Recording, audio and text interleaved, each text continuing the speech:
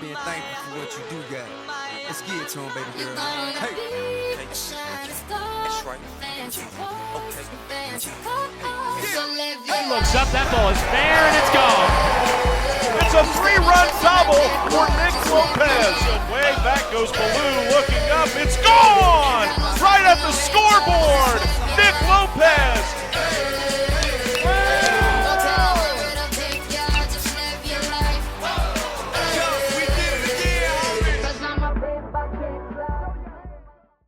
All right, welcome back to the Leisure House Show. I'm with guest Kaden Hopson with the Los Angeles Angels and my co-host DeAndre Smith with the New York Mets. Welcome, guys. Thank you. How we doing? I'm good, man. Just had a pretty long morning. We were just at Angel Stadium, so it didn't go as planned. We had some technical difficulties, but we're back in where we need to be in the Leisure House. Right Where it all started. That's all that matters. With the GOAT K-Hop. K-Hop, dude. K-Hop. We out here. We out here, dude.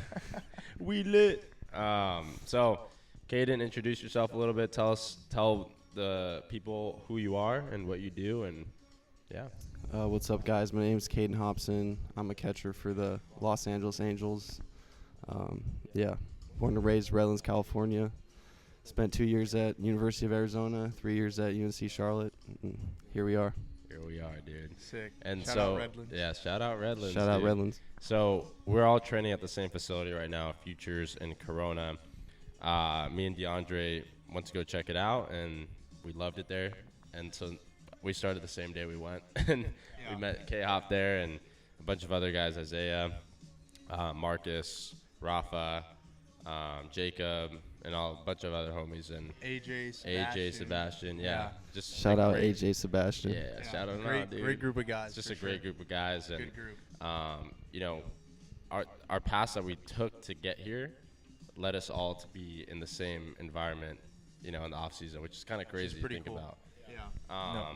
But I'm really, fortunate to be training with you guys. You guys are big leaguers, dude. Damn near. I mean, not big leaguers yet. You got to act like a champion before you're a champion. Exactly. No, it's cool, and I think it's funny to just like think back about the first week or first few days, like meeting Kaden and everyone. Like you and I had obviously had a relationship before, but it's like I remember the first few days, like Kaden was super quiet, and then just seeing him come out of his shell a little bit and like get comfortable with everyone and start cracking jokes and stuff, and it's just been a good group so far, and it's been a lot of fun to just kind of hang out and get better. Yeah. Yeah. It's funny because whenever people ask me like, oh, like where are you training at? And I'm like, oh yeah, I train at Futures, and I'm training with my teammates. Like, wait, they're actually not my teammates, but that's what it feels like. That's the vibe that you get being around these guys. You're creating like a team environment, and it feels like we're on the same. We've done all the workouts together. We go through the conditioning. We go through the speed training. It sucks, but it's brutal. Yeah, it feels like you got teammates there right along with you. No, it's a good group. It's easy to show up for sure. It's easy. It's like a little getaway from whatever your problems or whatever life is throwing at you from 11:30 to 4 o'clock. It's like all right, I could just kick it with the guys right now and just kind of hang out. But Kaden, sick having you on Leisure Podcast. Thanks for having me. One of the first leisure athletes right here, which is super cool. Number two. Yeah, that's cool. But I'm honored. I'm honored. No, but it's been pretty sick to go through this like with you guys and figuring out what it is that we're doing. You know what I mean? Like this whole thing has been pretty cool process, and seeing it come to life is seeing it come to so life cool, has and been seeing other guys just being committed to like buy in, even though they're not like entirely sure what's going on. Exactly. Yeah. But like the commitment is there, and that's how I know we got a great group of guys. Right. And, but yeah, dude. I mean, we were talking about earlier about like just going in from 11:30 to 3:30. Like that's your time to get your work in, and I feel like I go on there with a smile on my face every time, just because I'm so happy to be there training, having the opportunity to train. Even though, like, I'm not sure where I'm going to be playing baseball yet. Right. But, like, having a place where I can go and, like, hang out with the guys, and then get food after with you guys. So, Yeah. you No, I know. I knew Kaden was one of the boys once he finally made that In-N-Out trip with us for the first time. For like the first week and a half, he didn't come. Yeah. And we were like, hey, man, come hang out with us. We had to hit up in and out. You like We- it? Yeah. You ever heard of In-N-Out? Yeah. The lunch squad. The lunch Us three squad, and Isaiah. Yeah, yeah. Isaiah Green, shout out. He's Shout going to out be on here Isaiah. soon, Yeah, too. I think he's the He'll next be on one. here really soon, so Yeah. that'll be exciting to get him on. But, okay, just one question before we get going. Take us through what it was like finding out you were going to be an Angel and, like, how that whole process was, what that day looked like, and just the emotions you were feeling going into it. Yeah, obviously a lot of emotions go into that day. I was just at home, locked in on the draft tracker like probably most people are. Right, yeah. I was. Yeah. Just locked in on that. It was getting late in the late rounds and, not hearing much. And, your head starts to go A million places. certain yeah. places. Yeah. So, got a little stressful. But it was during the 20th round that I got the call that I was going to get offered a contract. And so, at that moment, I was in shock. Right. I couldn't believe it. Yeah. Yeah, it was pretty awesome. I was with my girlfriend, so it was a really good day. Went to dinner with the That's parents. That's new with the GF. Shout out GF. Yeah, shout out GF. That's funny. Yeah, it was a good day. Went to dinner with the parents afterwards. Yeah, just a lot of emotions, obviously. Yeah. That's awesome, dude. No, that's pretty cool. It's a special moment to be able to see, looking back at, you were at 2 years at Arizona and then went to the East Coast, which is not an easy thing to do as a West Coast guy.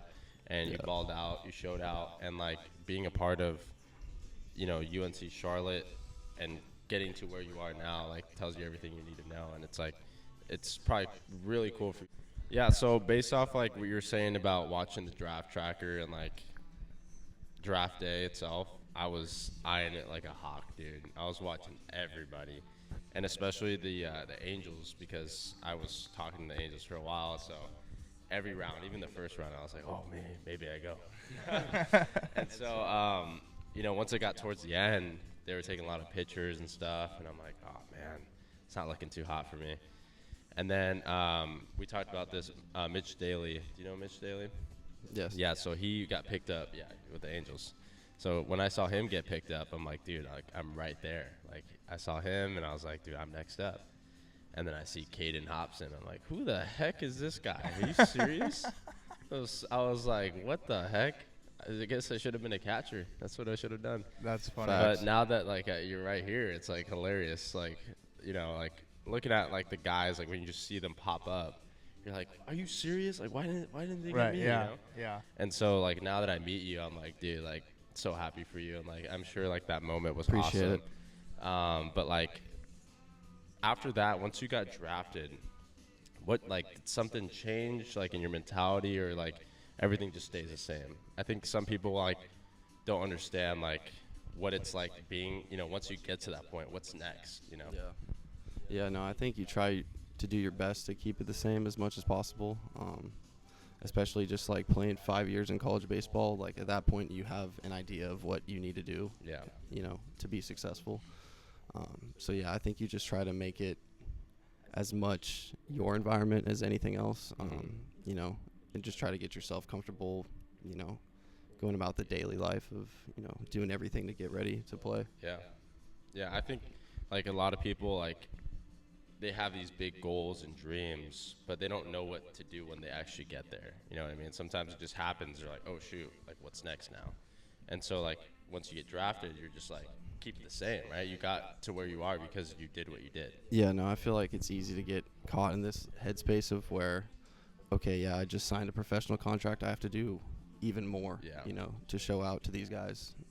But in reality, what you've been doing got you there. Yeah. You just got to trust yourself and continue to, get better. But, you can't go out there and do something that you haven't done your whole career. Yeah. So That's a really key point, and I feel like my experience, if you look at it, I didn't really play much high level baseball. Mhm. high school, okay, like yeah, I went to a really good high school. We played some good teams, but that's a huge jump from high school to Division I and at a Power 5 Yeah. like SC and Mhm. like U of A Pac-12. and just in the Pac-12. Rip the Pac-12. Yeah, rest in peace. Rip. But and then I get to school in freshman year. I'm on the shelf, and sophomore year is like my only real year of playing year round, like high level competitive baseball. Yeah. You know what I mean? So then when I got to pro ball, my mindset was like, I need to do 10 times more than what I was doing, and it hurt me. And I think like now I'm finally starting to understand who I am as a player and kind of come into my own and be comfortable in my own skin and realize what it's like to play competitive baseball 6 days a week. Yeah. You know what I mean? Because every time you step on the field, it's like everyone's good, everyone's competitive. Mhm. It's not like college anymore where Tuesday you're probably getting a break. Yeah. You know, you're gonna catch a break on a midweek, and Yeah. no offense to any, but you know what I mean. You're like on Tuesday you're gonna catch a break, and Not that's when against Charlotte. Not against Charlotte. Not against Charlotte, dude. But on Tuesday it's like, all right, I need to get mine. I'm gonna get my money right Yeah. here. 3 hits, 4 hits. And the next day you get day off, or not day off, but like you're not playing a game. You're not playing a game, so- right? Yeah, and and you're coming off of an off day. Yeah. Monday, Mhm. you got a voluntary lift in the morning. You show them that. Voluntary lift in the morning. Facts. Yeah, but real ones show up though. Yeah, the real ones show up. Yeah, the real ones get after it. And then you play a midweek Tuesday, Mhm. and you're not showing your best, and they're probably not showing their best. So you try to take advantage of seeing whatever Yeah. arms you're gonna see that day. Probably a freshman. Yeah, someone who just wants to get their feet wet. Yeah. Then you roll around to that Friday, and you're facing a dude on Friday, and Yeah. I think that's the biggest difference from college to pro ball is, in college, getting to the bullpen is crucial. You need to get to the bullpen, get as deep into the bullpen as you can. Yeah. But in pro ball, it's unlimited. It's like, Yeah. oh, we just knocked out the starter. Like, damn, who do they got in the bullpen Yeah, now? they got They got seven a guys that throw flamethrower 100, in the yeah. bullpen, yeah. Yeah. That just rips sliders and rip a bunch of sweepers and stuff. But I think for me, like that mindset of trying to do too much, I felt myself doing that because it was just my first time playing competitive baseball Yeah. day in and day out, which was which was a little it's tough to get used to. You Yeah. know what I mean? And you want to do your best. You Yeah. want to like go out there and show everyone you're a dude. But kind of what we were talking about last time, it's like, yeah, Nick may have came out swinging the bat hot his first year or first 2 years, and I may have sucked in my first, you know what I Yeah. mean? But it's just like, okay, that's what you did. It's not necessarily what I did. It's like my timing is gonna look a lot different from yours, and it's hard. Like everyone does it, but it's hard not to compare yourself to the next guy. Yeah. You know what I mean? And everyone, you want to be the guy. You want to be the dude who's in the lineup every day. You want to be the guy who's playing well and getting Yeah. promoted. And ultimately, the dream is to be a big leaguer. So you want all those things to happen, and that's what's so hard about baseball is that you want it to happen, but most of the time it's probably not going to work out in your favor. And it's like, how do you keep the same mentality and mindset to just keep pushing and Yeah. and stack those good days and stack the days that you're showing up to the field with just positivity. You know what I Yeah. mean? And I don't know how it's been for you, but it was really hard to find my footing when I first got in there, when I first got into pro ball, because I just didn't know what type of player I was yet. Like I hadn't spent enough time playing competitive baseball to know like what type of player I want to be. You know what I mean? Yeah. And in college it's different. Like I think when you get to the big leagues, yeah, there's your role, what type of player you are. And I think in the minor leagues you're somewhat trying to figure it out. You're still trying to figure out what type of player you are and how you're going to impact the game and help your team win, and whether that's you're a superstar or you're a pinch runner or a pincher, you know what I mean? And in college you know those things, and that's like the coaches they have a whole fall to evaluate you, and they're around you 24/7. You know what I mean? College is one of those things where their job is on the line as well. Mhm. You know, and it's all about you need to win. Yeah. It's super just. It's about the team versus, it's not about you. Yeah. It's bigger than you. And that's what's so great about college is it's way bigger than you. You're wearing your university on your chest. And honestly, it gives you a little freedom to play because, when you really understand that it's not about you, that you literally can just do what the team needs. Exactly. And it's that's good enough. You know what I mean? So moving runners is and I think one thing I've noticed is you need to give yourself the little wins that you normally would give yourself that just don't get valued as much. Everyone wants to hit a bunch of extra, you want extra base hits, right? You want to hit homers, you want to slug. But in college, you get a quab, you move a guy, you get in the dugout, everyone's attaboy, you move a runner. Coaches but it's a good thing. But in pro ball, you ground out the second baseman, you're about to throw your helmet. Yeah, exactly. You move a guy. Yeah, you're I think that was the biggest difference for my career versus at SC and at Kentucky. At SC, I was trying to be a player that I wasn't. I was trying to hit homers. I put on weight to be like a first baseman, and then it just didn't work out that way. I tried to do something that coaches were, putting me into a corner saying this is what you need to do if you want to be good. This is what you can only hit left-handed if you want to get drafted. So they're putting this narrative on me, and I'm just like, that's not me. And I felt like I was fighting it the whole time. And I got to Kentucky, and it was like, dude, just be you. Go hit right-handed, go play third, first, DH, whatever your role is, and go be great at it. Just be a junkyard dog. Yeah, literally. And then, I wasn't trying to hit homers, and, I led the team in hits and led the team in, doubles because all I was focusing on. It's hard to believe, but I was literally focusing on quality. I preach quality at bats because when you focus on that, everything will work out in its favor. Yeah. Because if you hit the ball and the ball leaves your bat, it's out of your control, right?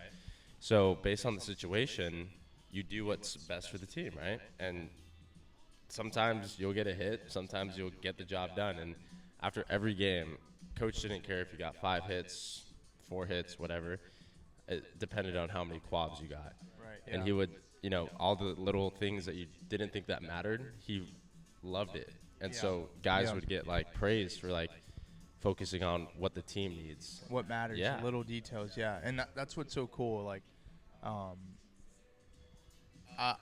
I've seen myself get away from this a little bit in pro ball, and I'm slowly starting to get back to it. But they say hitting's contagious, right? Some of your guys come out swinging the stick.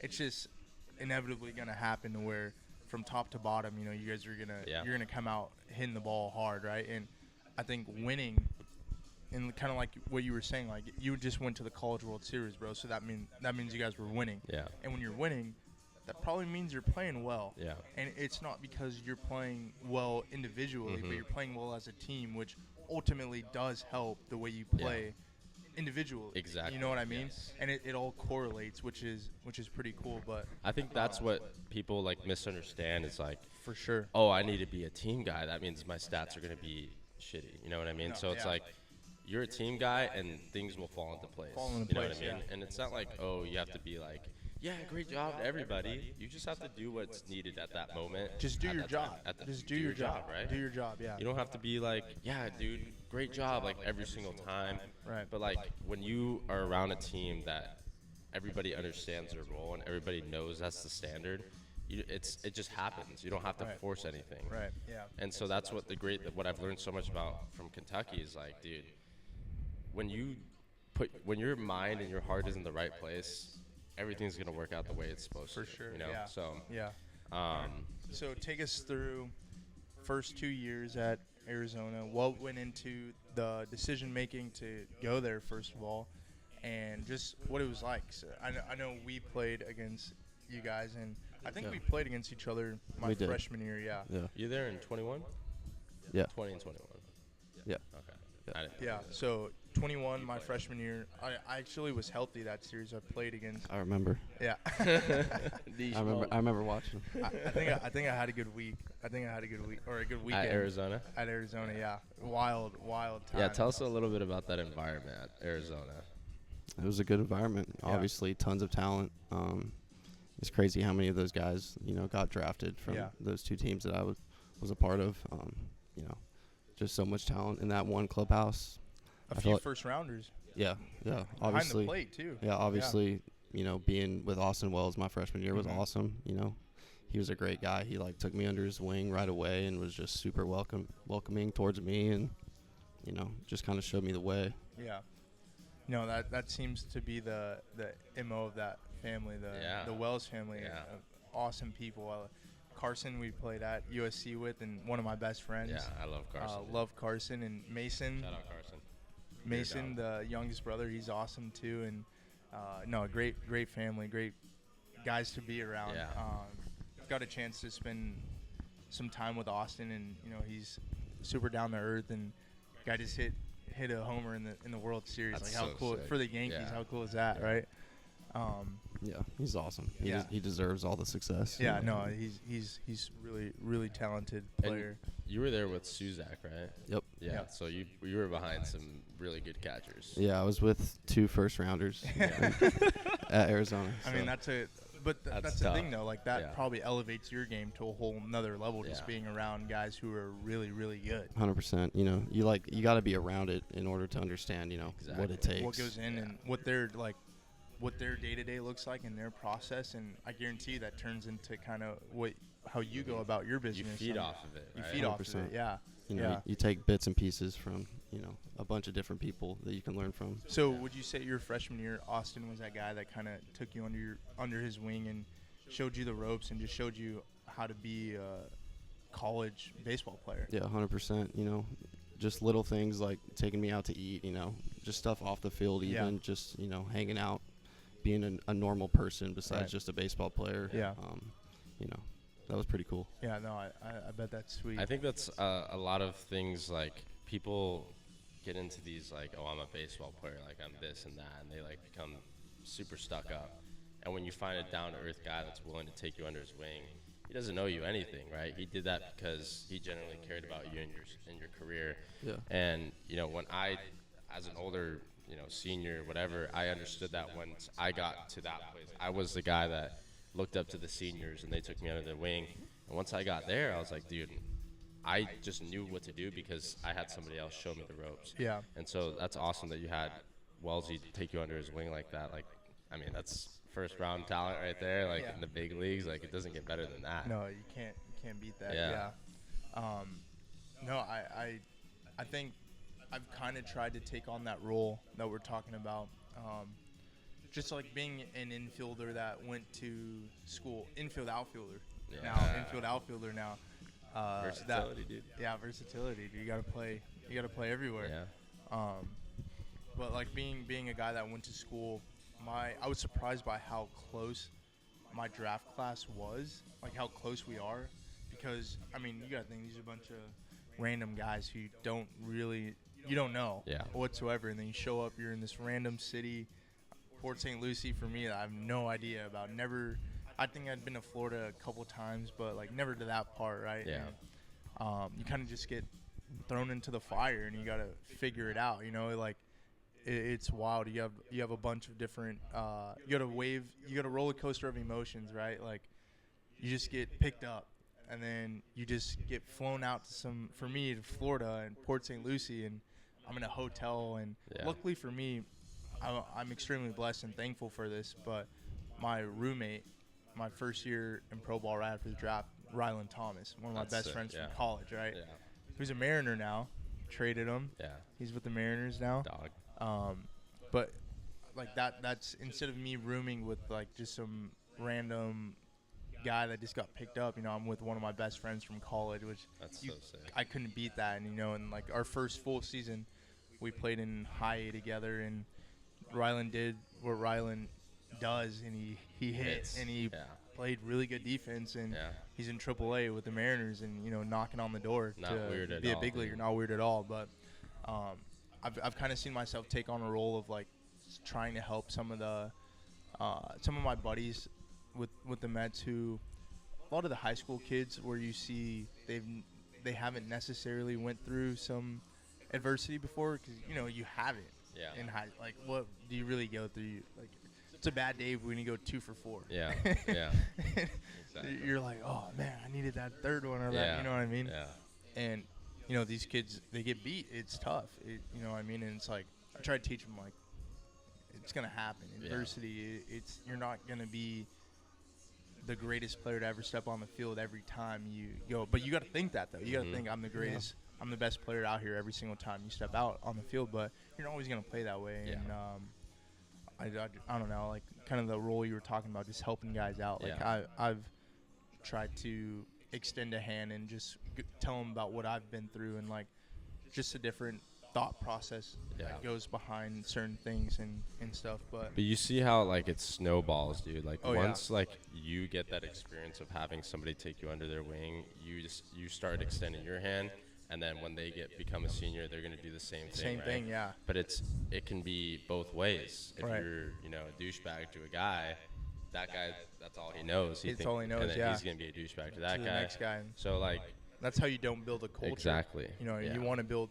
I remember in high school, my high school coach, he would always just preach, like, what do you want to leave behind? Mm-hmm. Like, when you're gone, you want to leave something that just keeps on growing for the next group that comes in. And I remember when I left, like, we still had a lot of the same, like, celebrations and stuff, and it was funny to look back at, like, with some of my buddies, and I'm like, dang, dude, we started that, and these kids are still doing it. Like, it's fun. It's sick, but, like, you want to leave your mark, and you want to leave, you want to leave it better than how you found it. Exactly. And just having that mentality I think will take you a lot of places. Like, you want to do your job and you want to do it right. Yeah. And I think that's pretty cool. So Jay Johnson, I didn't get the chance to play for him. I talked to him a little bit in high school, and obviously Arizona, very winning program, and he's at LSU now, won a natty. Like, he's legit, right? So what was that like playing for him for the 2 years you were there, and then just take us through what the process of being in the portal and how you landed at Charlotte.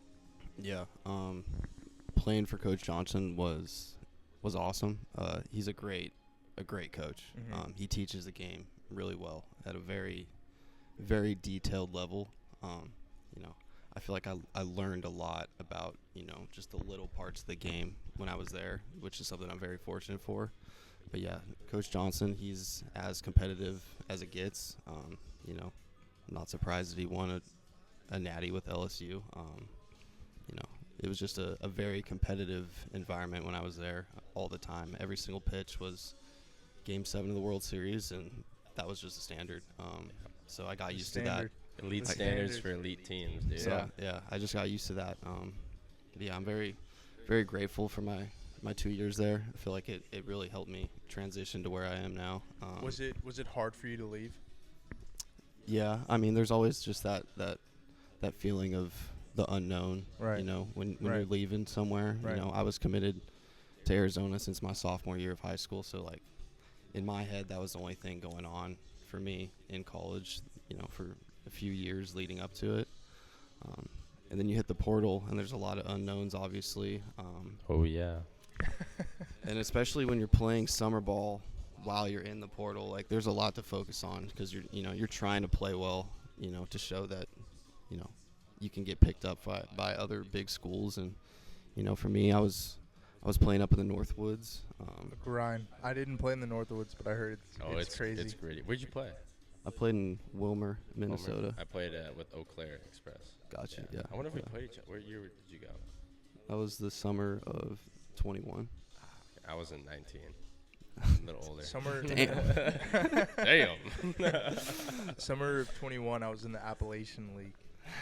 The first year of the Appy League. Dude. Yeah. That was sick. That's awesome. Yeah. Shout out the Sock Puppets, Burlington, North Carolina, dude. I was in North Carolina. Yeah. That's a crazy name. Burlington Sock Puppets. It was a culture shock for me, for sure. But First time in North Carolina? Yeah, first time in North Carolina, living in a hotel. Had a random roommate who's my boy Trevor. Trevor, dude, That's my always dog. what happens, bro. Yeah. You know, you just get put in. That's the thing about baseball, dude. Like, you can get put with a random dude, and you guys become boys. Yeah. It's just, like, Yeah. he knows somebody that you know somebody that he knows. Yeah. Like, just baseball's such a small world. There was a lot of Maui Ahuna with Tennessee. yeah, he went to Tennessee. He's with the Giants now. He was on that team. We had some dudes on that team, bro. It was Legit, pretty solid squad. Yeah. Just mobbing around the Appalachian. That's sick. Yeah, it was cool. Yeah. So, but yeah, it's a lot. Definitely trying to play while you're in the portal, Oh, I bet. and try to talk to schools at the same time. But yeah, I was getting some interest from a few bigger schools, but you know, for me, like the most important thing was just getting an opportunity to play. mhm. You know, and just being around good people.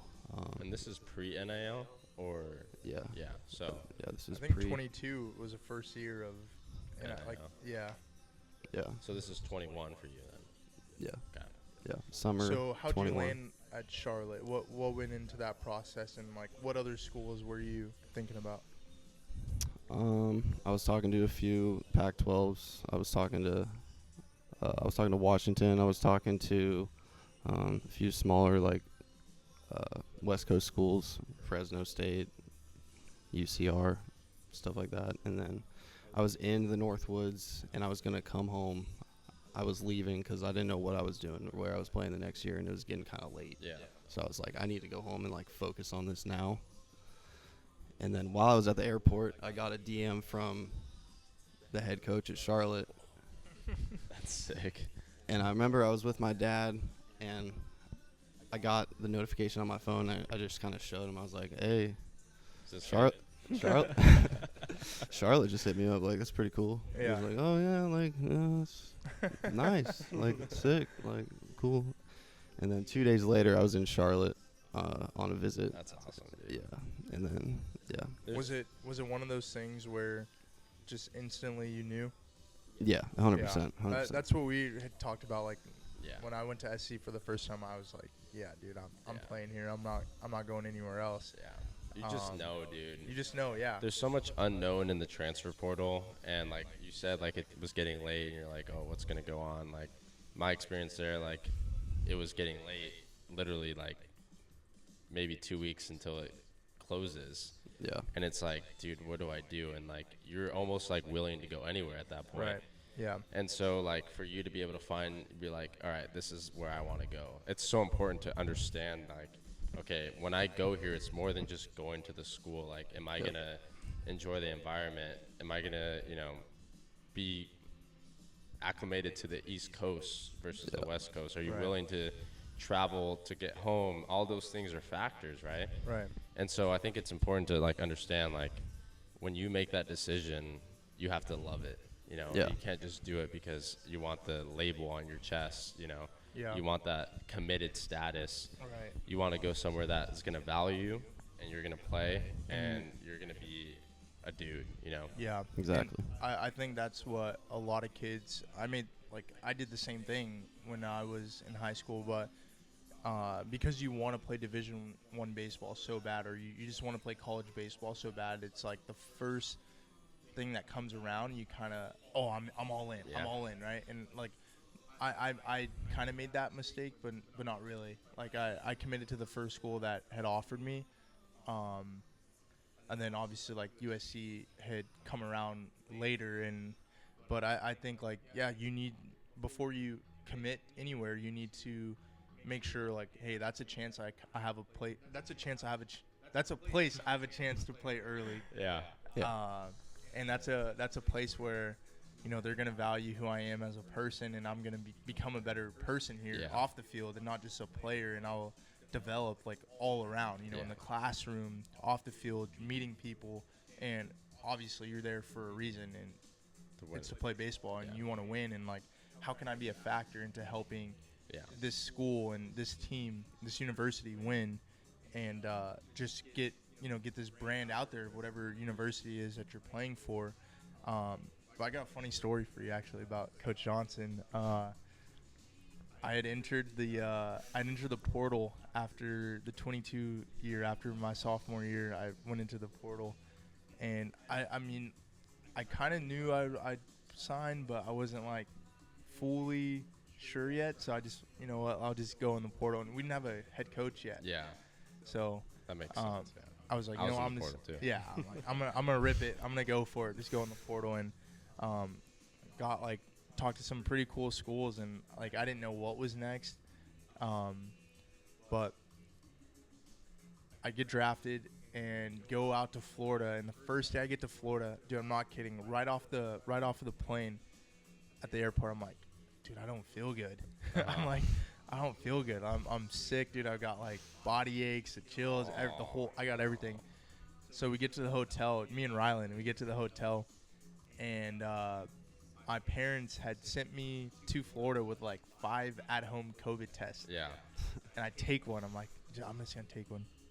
Positive, bro. I had COVID. No. Like I'm saying, as soon as I got off the plane, we drove an hour back to the hotel, and as soon as we get there, take the COVID test. I don't even know who to contact at this point. Yeah. I'm so fresh with the Mets. I have no idea. Yeah. Finally figure out, and I text him like, hey, I just took an at-home test. I have COVID. Rylan's my roommate. He's got to pack up his stuff and go to a new room, and so I'm stuck in there for 10 days quarantine, like not leaving, not doing door dashing, like stuck in the hotel room. And as you have a certain amount of time to sign your contract after the draft, and I was on like my last day, I'm pretty sure, of like when I could sign, and that was the day I got released out of the hotel.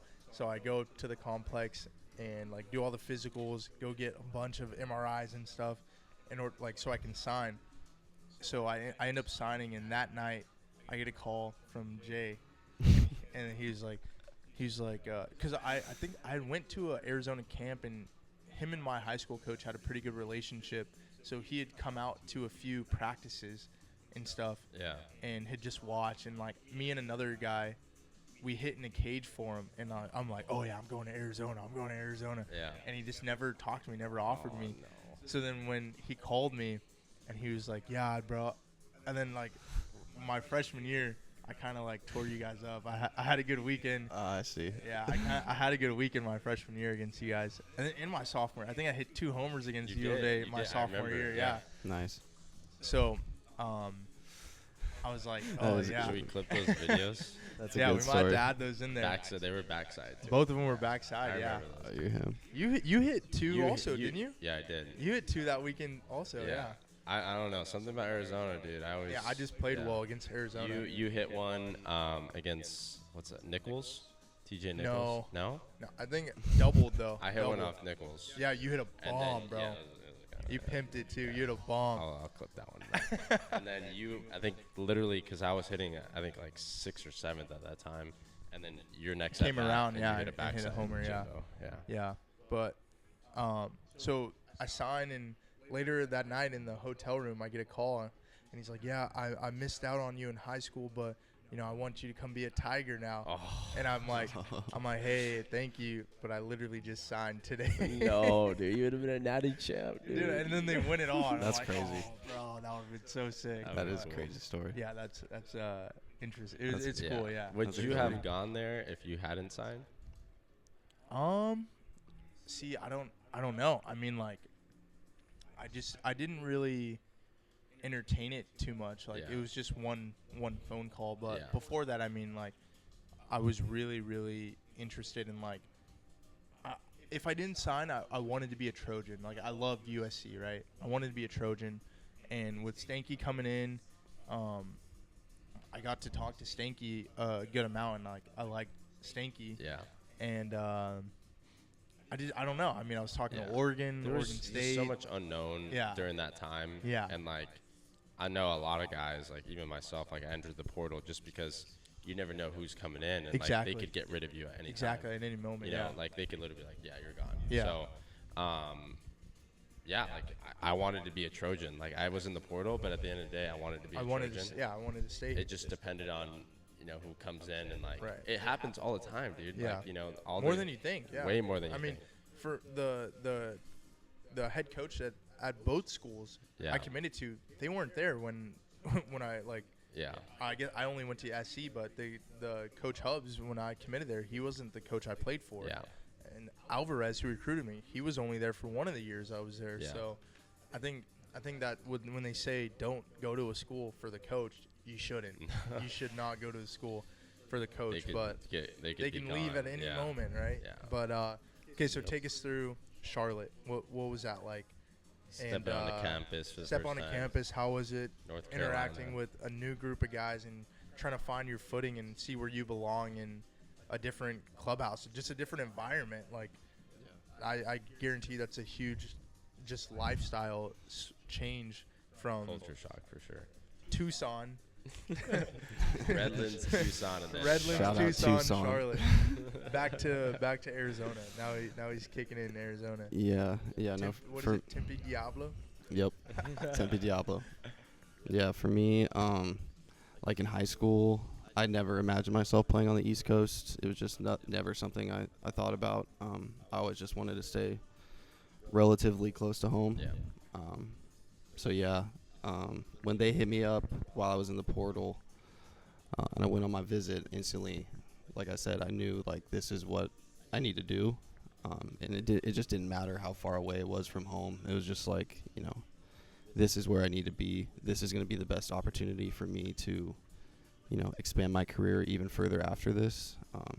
And just development was one of the biggest things for me there. Yeah. So would you say you took a gamble on yourself right there? 100%. Yeah. 100%. Bet on yourself. Yeah. Yeah, right? Like, I feel like a lot of dudes, like, need to understand this. Like, you had a plan. You're like, okay, when I go here, I'm going to get here. So, like, when you have a plan like that, you're taking a bet on yourself. You're betting, like, when I do this, this is the outcome. And that's a perfect example right there. Yeah, no, there's like, obviously so much unknown, going into that whole process. And, leading up to it, I was extremely nervous, extremely anxious about the whole situation. But then as soon as I got there, like, immediately I was comfortable. Yeah. And so, I got to credit the guys that I was around in that clubhouse, for, just welcoming me to the East Coast and, just allowing me to be myself, the coaching staff as well, I feel like they just did a great job welcoming me. Right. Yeah. That's the most important part, dude. When you have a team that's welcoming, makes everything so much easier. So shout out to all those great teammates that welcome the new dudes, dude. Facts. I've been a new dude 5 times in my career, so like, That's I crazy. appreciate everybody that's welcomed me. Yeah. You're welcome. Yeah, you're welcome. Dude.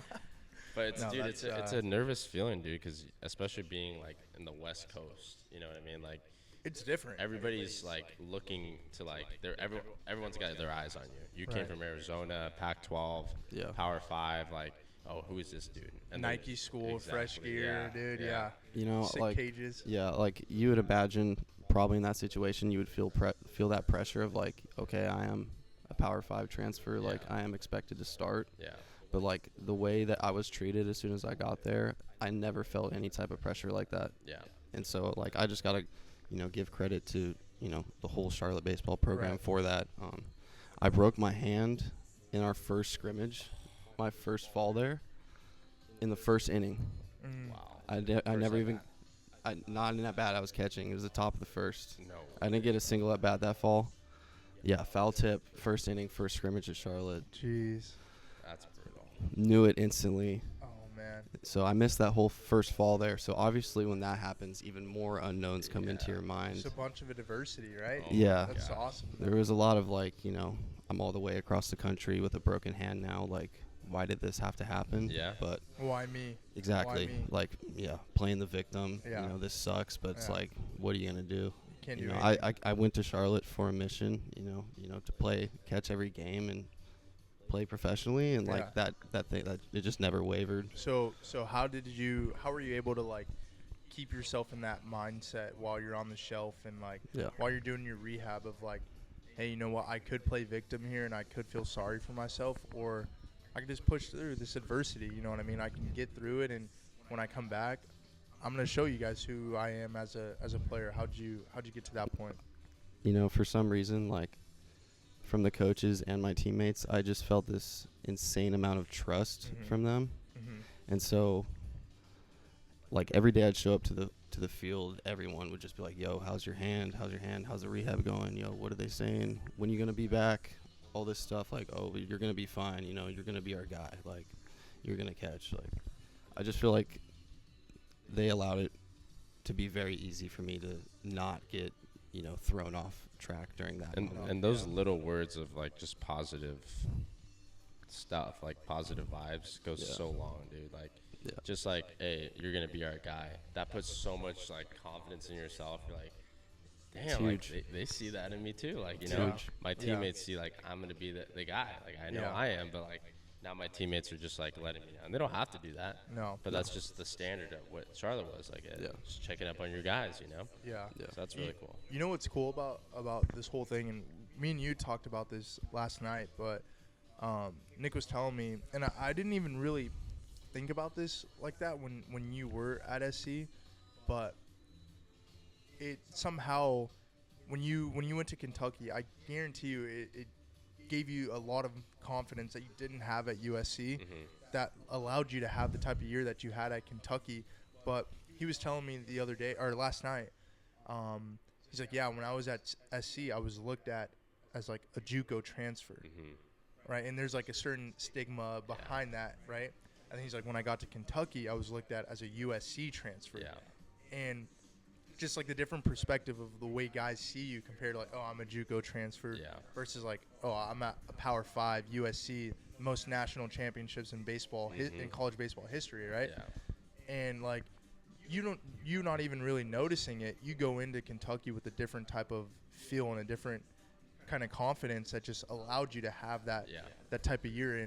And SC is one of those universities to where no matter where you go, like I got chirped at in summer ball because, oh, this guy goes to SC, he's this, he's that. And like, it's as nice as it is there, it's pretty gritty. Like you know what I mean? Like you gotta way grittier than you think. Yeah, you still have to get after it.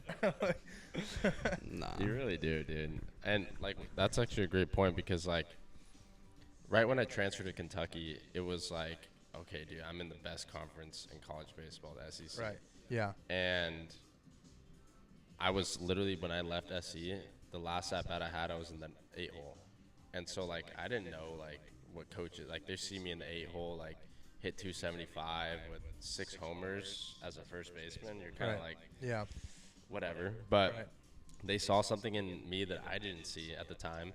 And, like, even just, like, the way that the fan base, like, brings you in. Like, they made a post, like, right away. Like, USC transfer to Kentucky. Like, just, like, welcome me right away. Like, I had never experienced that before. And, like, being a JUCO guy, dude, it's, like, I was, like, pretty much co-MVP of the league, the conference I was in. And I still was like, dude, am I good enough to go to SC? Like, I don't know. And so, like, just having that, like, welcoming factor gives you confidence into going into what you're getting into, right? Exactly. It's huge. Exactly. It really is, dude. Like that changed my whole career just because of the way I was welcomed, the coaching staff, just the staff in general. Just the team managers, student managers, teammates, fans. Like it's all a factor, and it honestly gives a guy confidence to do what he needs to do. What you need to do, what your job is going in, and that's to perform and to play, the best you can. Yeah. And obviously, that's not going to happen every single night, but when you have that support system behind you, it's definitely a lot easier going out there playing, knowing that you're the guy versus trying to figure out if you're valued at all, if people even want you around there. And I see your transformation from USC to Kentucky, and like obviously we were there together at SC, so like, dude, you were two different players. Yeah. You were two different, you know what I mean? Like, I think you did that in the best conference in college baseball. Yeah. You know what I mean? And I don't think you were a bad player at SC, but you weren't the type of player that you were at Kentucky. And I think that's just how far confidence and mentality and having the support behind you can take you. You know what I mean? And I honestly wouldn't say like there was much difference in my hitting and not statistically, but the confidence and the presence I had in the box at Kentucky was night and day. just watching You know you what I mean? play, So- you seemed free. Yeah. Like, just watching you play, you seemed comfortable. You seemed free. Like you were just having fun. Yeah. You know what I I mean? was And, like- and at SC, when I'd see you play, like it was tight. You didn't want to mess up. You Yeah. didn't want to strike out. Yeah. You didn't want to not do good. I didn't want to throw the ball. You didn't want to. But there, it was like, hey, whatever happens, happen. I'm gonna do it. I'm with my boys. Yeah. You know what I mean? And I think that's what allows you to free up Yeah. and have that confidence to just go out and play freely, no matter what happens. And for you, that helped you out tremendously because, I mean, look at the year you had. Like Yeah. you led your team in hits, led your team in doubles, Triples too. triples too. Not big fly though. He don't big- got no, thumped I like don't that. got He thumped doesn't- like that. No. This guy has thumped though. He's got thumped, Caden's got dude. some juice, Yeah. bro. Ooh. If he shows us that video, we're gonna be here for Oh, 3 hours man, watching dude. all of his college home Just runs from that bro. one weekend. From the conference Yeah. conference weekend. Check yeah. out my TikTok. Check out. Check He's- out. He's actually going viral right now as we speak. As He we just posted a TikTok. Yeah, go but, check it out. Okay, so Charlotte for 3 years. Yeah. What was your first introduction to pro ball like? Like when you got there and you know the whole onboarding? I don't know how it was for you, but at least for us, we had like a week and a half, 2-week onboarding camp for all the draft guys where we kind of just try to get acclimated to, you know, how they run the minor league side of things. So what was that like for you, and how difficult was it to branch out? Because you know you just had your boys for the last 3 years, right? And then now you're in a unfamiliar area with random people and like everyone's the staff is, you don't know the staff, you don't know the players, and how is that kind of getting intertwined with a new group of guys? Yeah, I mean, we had I got signed and then got like a few days before they fly you out. So, you know, it happens all super So quick, fast, yeah. super quick. So I got flown out to Tempe, was in a hotel for I think 2 weeks. Yeah, we had the camp, and then I was just at the complex the whole time. So, yeah, moved into apartments, 6 guys, 3-bedroom apartment. Welcome to it. Oh yeah. Welcome to pro ball. Welcome to it. Yeah. But yeah, it was good. Obviously, you know, for us, a lot of early mornings, For sure. long days, For sure. very long days, a lot of bullpens, Oh yeah. a lot of bullpens. That's probably the worst part about being a catcher, Hans. All the bullpens. and No, the- man. The foul balls off So- the inner thighs. It's the dude. foul tips. Yeah, The foul foul tips ball. are the worst part. The foul tips, 100%. That's funny. No, but yeah, it was good. Obviously, new environment, new schedule, new people. You know, you just try to continue doing what you've always done and find a way to get your routine to fit into their routine, Right. their schedule. Yeah. You know, because at this point in my career, I feel like I got a pretty good grasp on what I need to do to be, you know, successful. Right. Put yourself So, in a good spot. Yeah. You know, it's just being comfortable with yourself, whatever you need to do to get ready for a game, whatever it may be, like drills or, you know, just any part of your routine to get ready, you know, just being comfortable doing it and not, you know, caring what anyone else thinks. But yeah, it's been good. Obviously, like I said, a lot of bullpens, a lot of hot weather out in Arizona, which fortunately I'm used to, but Yeah. doesn't get easier. But yeah, it's been a lot, but it's been good. That's pretty cool. Yeah. I spend my spring trainings out in Florida, and after dude, very humid, and after no, but that's the best part about Arizona though, is like I remember being in high school and going to like the JOs and like the Wilson Yep. Premier and Fall Classic and stuff, and literally like maybe it's just because you're younger, you're a little bit your mobility's a little bit better at that time, but dude, you could wake up and because of the weather and how hot it was, you don't need a stretch, you don't need a dynamic warm up, you don't need activation, you don't need. Yeah. It's like, all right, dude, I just got out of the pool at the hotel. Now I'm gonna go out there and play, Swing the dude. stick, dude. Throw the ball a few times, Yeah. and then go play against the SoCal Bombers. Yeah. literally. SoCal Bombers. Or, The you know, Saddleback GBG. Cowboys. When you Yeah. go play against GBG, whoever Yeah. it is, right? And, Yeah. But yeah, those were the days where you didn't need all that stuff. You need your dad to bring your cleats because you forgot them. Don't spill the food on your white jersey. Yeah, dude. Yeah, but No, that's pretty cool. It was kind of the same thing for me of like getting on like the onboarding process and staying for Instructs. And I remember for my first year I went to Instructs, and it was pretty much just me and Ronnie Mauricio. I don't know if you guys know who that is, but dude, switch hitter, infielder. He's a big boy, yeah. And I remember just like, dude, I'm fresh out of college, just played like 15 minor league professional games, right? I played in low A and at the complex a little bit, and now I'm out with Mauricio, and like, dude, this dude is a freak. I'm watching him hit, and I'm just like, wait, I gotta. There's always that guy, dude, that they take BP and like you're just like, holy. Dude, smokes. he's just from both sides of the plate. Just, Yeah. And I'm like, dude, I gotta get in there, line drive. And I'm taking ground balls with him and stuff, and I'm like, man, this dude's legit, right? Yeah.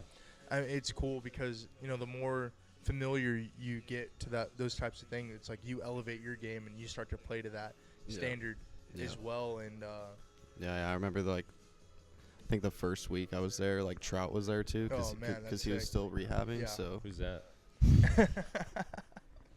Dog. Yeah, but like, it's weird going into pro ball and then all of a sudden you're playing with the guys that you've been watching play for a while, Yeah. whether they're rehabbing or whatever. Right. It's crazy.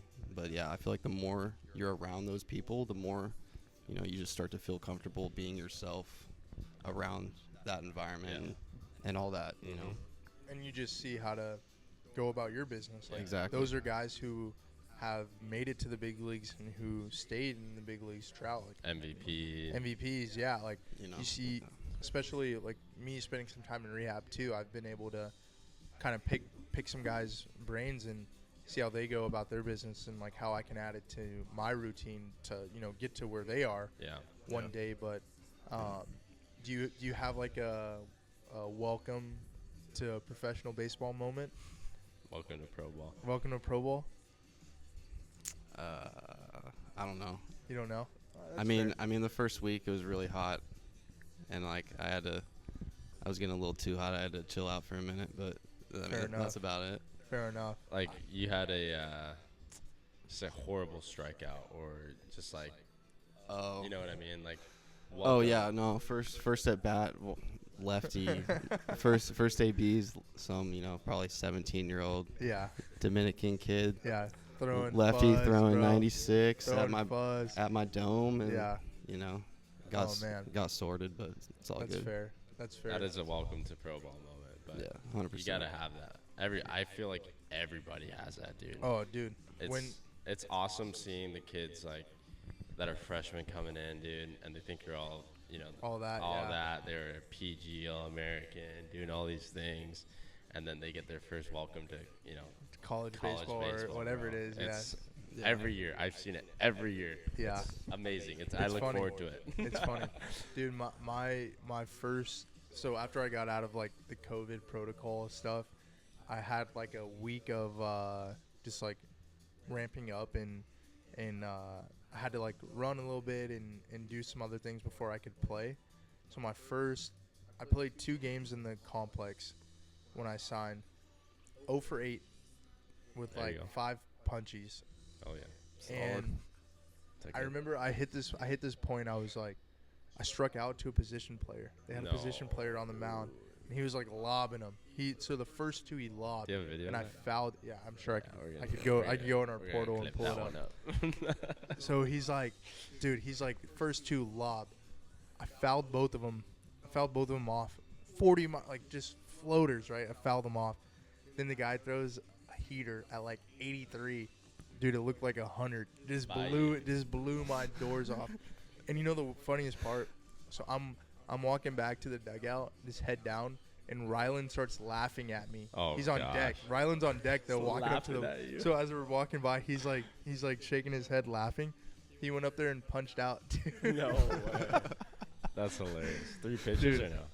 I don't remember. I know he punched out. That's funny. I feel like it's not easy. Like, you say a guy lobbing it in, but like when you're seeing 95 to 100, and then you Oh, see a yeah. guy just Then you see, yeah. flipping it in. It's Yeah. Like, Then I had like a terrible. Rylan never lets me live this down, but I was at first base. I think I walked or something, and there was a ball hit back to the pitcher, and he went to second base, but it was a bad throw. So I beat the throw at second, and I thought it kicked a lot further than it did, but it didn't. So I tried to go to third, and I swear, dude, the third baseman got the ball. I wasn't even halfway to third base yet, no. and I'm going, and I still try to like swim move him, the third baseman, dude, and I was just like a dead duck, and probably the worst base running mistake I've ever made, like ever in my career. Yeah. And Rylan does not let me live that down. Like, to this day, he'll call me and just be like, I still can't get over that. Like, That's hilarious. it's like you swim move and the guy had the ball and you weren't even halfway. Still trying to make something happen. Trying to avoid a tag, Yeah. dude. Yeah, it was. Don't give yourself up. Yeah, dude, it was hilarious. But That's awesome. yeah. So take us through, I guess, a little bit of kind of what's going through your head. First off season, you got your first spring training coming up. I know that's a lot of unknown as well. You don't know what your first camp's going to look like and how many games you're going to back up and how many. I guess you're going to catch a ton of bullpens, but yeah. Like what's your thought process and how are you handling going into your first camp? Yeah, honestly, just trying to have as much fun as possible. For sure. I feel like I've heard enough people at this point in time talk about how they've put too much pressure on themselves going into spring training, and it's not resulted very well. So, yeah, for me, I'm just trying to, go there, soak in as much information as possible, be around those who are, at a higher level than me right now, and just try to learn as much as I possibly can. I think it's just, being comfortable. Right. Just have fun. Yeah, that's what you got to do. Yeah. It's a fun time, and I look back.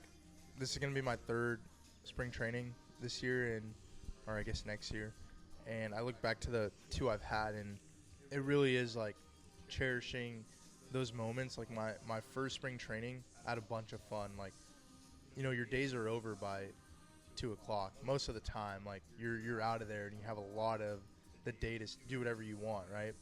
Yeah. And my first year, I hung out with the guys a bunch, and the second year I didn't hang out. Like I was like just doing my own thing, which I regret because I look back and like a lot of that time I could have spent with like Rylan and a bunch of my buddies. I can't go back and have those moments with them. Yeah. But like Rylan, he's gone. Who knows if we'll ever spend another spring training together or play on the same team and same organization ever again, right? And I look back and I'm like, dang, dude, I wish I would have spent more time with him this previous camp, because who knew that would be the end of playing with him, like playing with one of my best friends, and just a lot of opportunities I missed not being like present and not, wanting to still have fun while doing, my job, while working and stuff. So I think, like you said, just going in, having fun, and making those friends and those connections and groups that just want to hang out. That's all it is, bro. That's why baseball, you can do this thing forever, bro. Who doesn't want to hang out with the boys forever, bro? That's all. True. Dude, that's all it is like, yeah, you play and like you want to be really good, but half the time you're just hanging out. Like in the dugout, you're chopping it up, bro. You're talking during BP, you're chopping it up. Yeah. And talk about leisure. Yeah. The clubhouse, that's where you leisure the most, bro. Leisure it up, dude. So.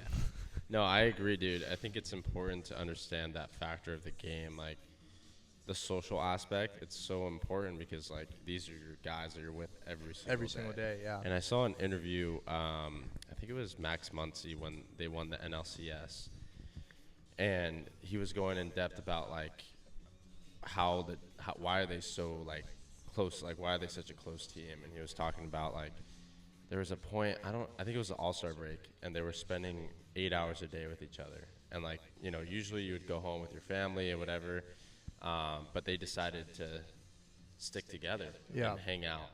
Yeah. And he said when we did that, everybody became so close. Super close, and yeah. I think he's one of the team captains or something, because it seemed like he's like, hey, like I just need 8 out. Like we just need to get this done and we can get here.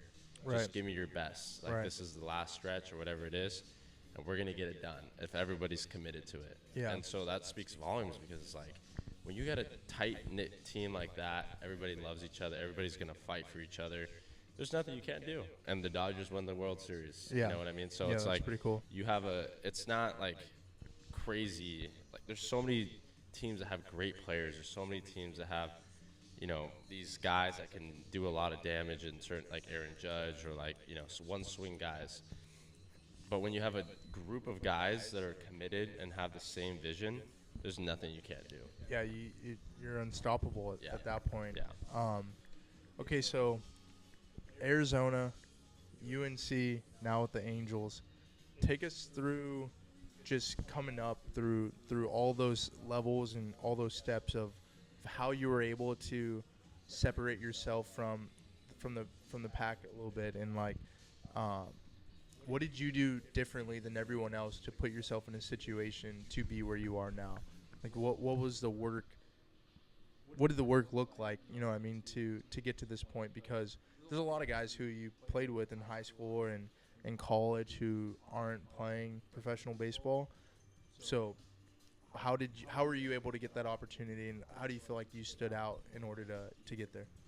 Yeah, I mean, for me, I feel like I'm lucky to have had such a big passion for the game since I was so little, and I've just always known that this is what I wanted to do. Yeah. From probably 5 years old when I started playing t-ball, I just knew that I wanted to be a baseball player. Yeah. That's all I cared about. Yeah. Only thing I wanted to do. So when things would get hard, like it was easy for me to just keep going, because it didn't matter. Yeah. Or if things were going well, like it didn't matter because I'm not there yet. Yeah. You know what I mean? Yeah. Job's So- not finished. Exactly. Not finished, dude. Exactly. Not So finished. Not finished? Not finished. I feel like for me, separating myself just came from loving the game so much, and just paying attention really to what's going on in the game, studying the game, studying what's happening at the big league level, and really just studying the best. I feel like there's no other way to do it. Right. But Yeah. just a lot of late nights, early mornings in the off season, during summer, all the time, 24/7. There's a lot of unseen work. Like Yeah. I feel like everybody goes through. I'm Everyone, sure you've done yeah. it too. Like there's work that people will have no idea that you did. No idea. You know what I mean? Yeah. Like those Which late is- nights, right? It's not like you're posting that on Instagram every Right. night. Like Yeah. Yeah. there's so many nights where you had to let's go hit. Let's Yeah. go do this. Yeah. I don't want it. I could go to sleep right now. I could sleep in. There's just so many of those times that add up that you don't realize. Right. Of the amount of work that you put in got you where you are today. Right. And that's the separator. Like you don't realize days stack on top of each other, like you Yeah. mentioned earlier. Yeah. Like those days stacked up, and whether you were consistent with it or not, they still stack up. Right? Yeah. You're still doing extra work. But then it becomes like, okay, how can I be more consistent with it? And that's going to elevate you even more. Once you and that's the thing, once you get to that point to where you're so locked in on what you do and that extra work, you feel out of character and out of whack when you don't do it. Mhm. You know what I mean? And once you get to that point, you're like, Yeah. you're rolling. Yeah. And exactly what you were saying, like those nights you don't see, like that's where I feel like in no matter what it is that you choose to do, baseball teaches you that life lesson of like just work, just Yeah. work, just work, just grind. Yeah. You know what I mean? Which ultimately pays off in the long run, and it kind of has a way of changing and fixing that mindset of never feeling like you've done enough. So I don't know how you guys feel, but like me, like I could hit 3 times a day, work out, and do a bunch of stuff, and I'll get home and have some time to relax. I'm like, dang, I didn't do enough. Yeah. Or like I like, because you have all these high expectations for yourself, and you have all these goals that you want to accomplish. And because you're not there right now, it feels like you're not doing enough. But you got to kind of just keep it in the back of your mind that like They're stacking. you're stacking those days, right? And that's the best part, is just being consistent and persevering through whatever adversity that you do have, or Yeah. that you are going through is amazing. It's an amazing process, and I think that's what's so great about Leisure House, and because it allows you to, like, obviously work hard, but be graceful. You know what I mean? Yeah. Give yourself those days where Go kick it, dude. go hang out with Yeah. friends, or go do the things Do a that you like. podcast. Do the Yeah. podcast. Do the things you like to do, and I think baseball teaches you not necessarily how to have a balance, but how to work hard for something that you do want. Yeah. And if it pays off or not, it's like, okay, at least you could sit there and say, like, hey, I went full throttle. Yeah. Shout out Coach Josh. Full tilt Motion boogie. is lotion. I went full tilt boogie, dude. Yeah, full tilt boogie. Shout out Coach Josh. Yeah. But no, that's a real thing though. Like, I'd rather look myself in the mirror and say, yeah, I worked hard and I just didn't make it, or Yeah. you know, Yeah. or versus I didn't make it, but I know that there was some still could've left in the put it, tank. yeah. You know what I mean? Yeah. And I don't ever want to. I feel like my dad always kind of put that in my head as a child, like, you know, don't let these talents go to waste. Don't let, like, this gift God has, like, blessed you with to go to waste. Because, dude, there's all three of us. There's guys who are 10 times more physical Yeah. than us and 10 times more athletic than us that can't do what we can do on a field, right? Yeah. And there's some truth to that saying of, like, baseball, if you got it, you got it. Yeah. You know what I mean? And it is, in ways, it's God-given talent, you know what I mean? And Mhm. it's what you choose to do with it that gets you to that next level, or Yeah. Yeah. A lot of it is just knowing your strength. exactly, Exactly. exactly, Once yeah. you understand that, dude, you can do whatever you want. And you got to find what that looks like for you, because It's different for what everybody. your strength in high school probably isn't going to be your strength in college, and what your strength is in college isn't going to be what your strength is in pro ball. Yeah. You know what I mean? You got to Yeah. keep evolving year to year and Learning, keep adapting. growing and adapting Yeah. and being, you know, having versatility. And, like, dude, I played shortstop my whole life, and I haven't played a single game at short in pro ball yet. Yeah. But, like, do I sit there and play victim and cry about it? No. No, you got to. Okay, I want to be a big leaguer, so Do what it I gotta takes. go. I gotta figure out. I gotta learn how to play the outfield. I gotta learn how to play second base. First I gotta base. learn how to play third. Shout out Tyrese. Tyrese played first base this year. way. Yeah, Dog. but I think, and that's what Leisure House is: adaptability, adjustment, and Versatility. just versatility. Learning that life comes with punches, and how do you take them? How do I just? Yeah. Oh, I just got knocked down, but guess what? I'm gonna get back up. Yeah. I'm gonna keep pushing. I'm just gonna stay consistent. Yeah. Right. So for you to be at that level of to have that mindset that you're consistent, what's that look like? Like, is that being able to hold on to something that keeps you there, or is it just like being so routine based that you don't allow yourself to get out of that mindset, or you know what I mean? Yeah, I feel like it's just understanding what you do well, and sticking to your routine Mhm. consistently, like Mhm. exactly. If you don't know who you are as a player, you're not going to know what your routine should look like. Right. So I feel like those two go hand in hand, and you also got to be aware of what your weaknesses are. You got to be able to, work on those in the off season or in season, obviously, and really just target those areas, target the deficiencies in your game, and not be scared to fail in that environment Yeah. of practice. 100%. Yeah. That's a major thing. And then, you make practice harder than the game, 100%. Yeah. and then the game instantly slows down for Slows you. down, yeah. Yeah. And I feel like when you just have a consistent routine of getting your body ready to play, obviously it puts your mind at ease. Mhm. Obviously, if I've done everything that I do to prepare for this game, then you just go out and play. Yeah. Yeah.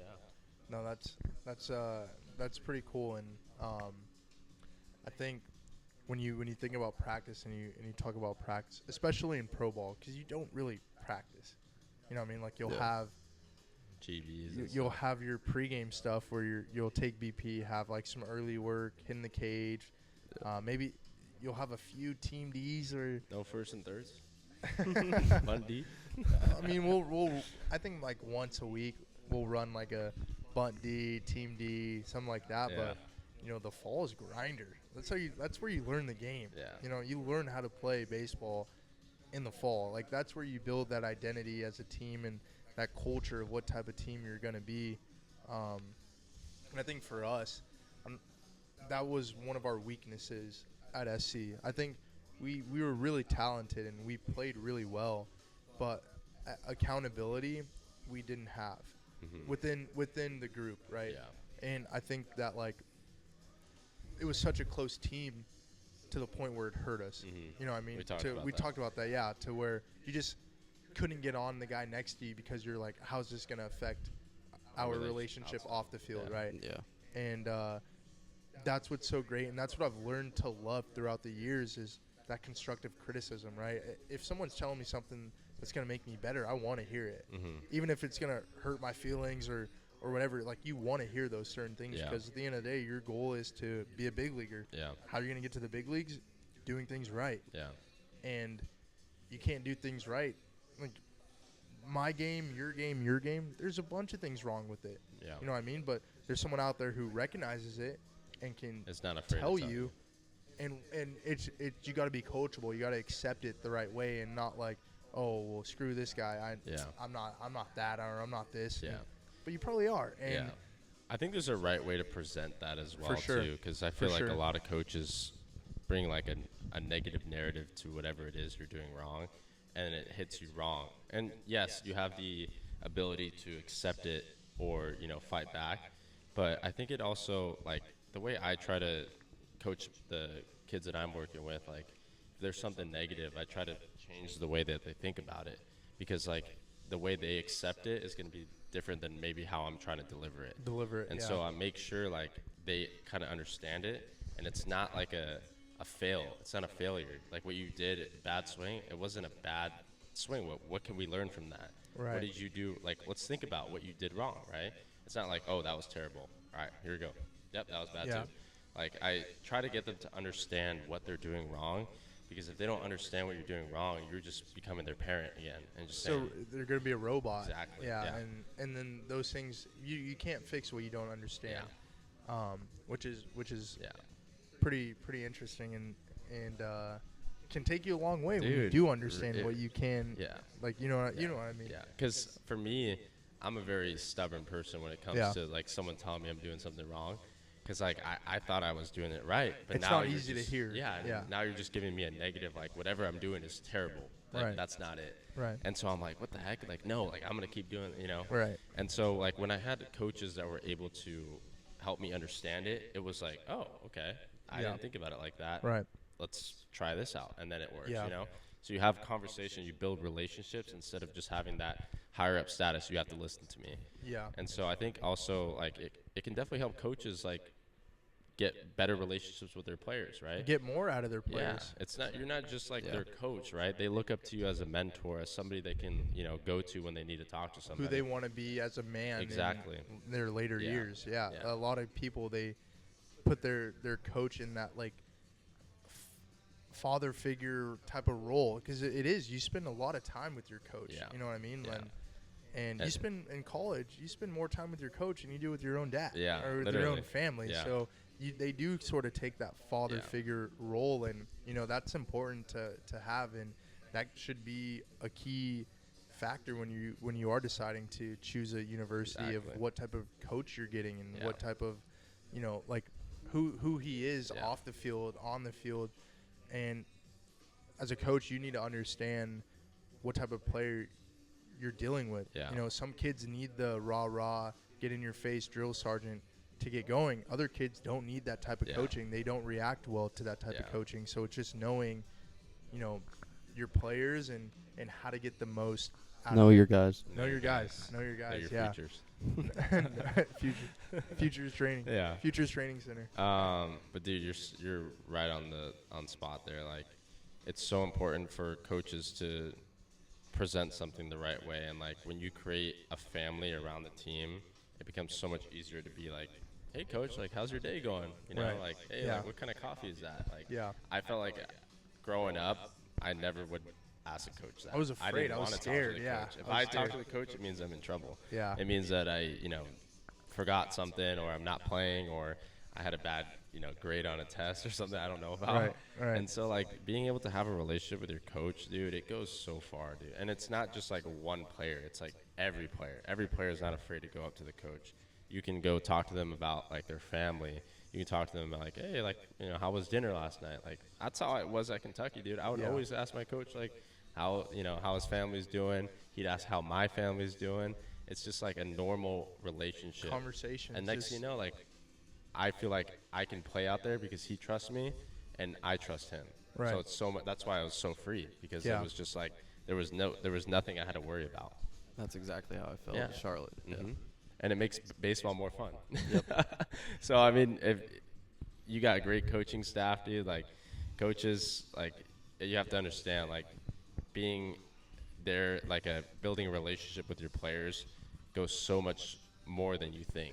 Yeah. And like just these conversations that we're having just tells you how much of an impact our coaches have made on us.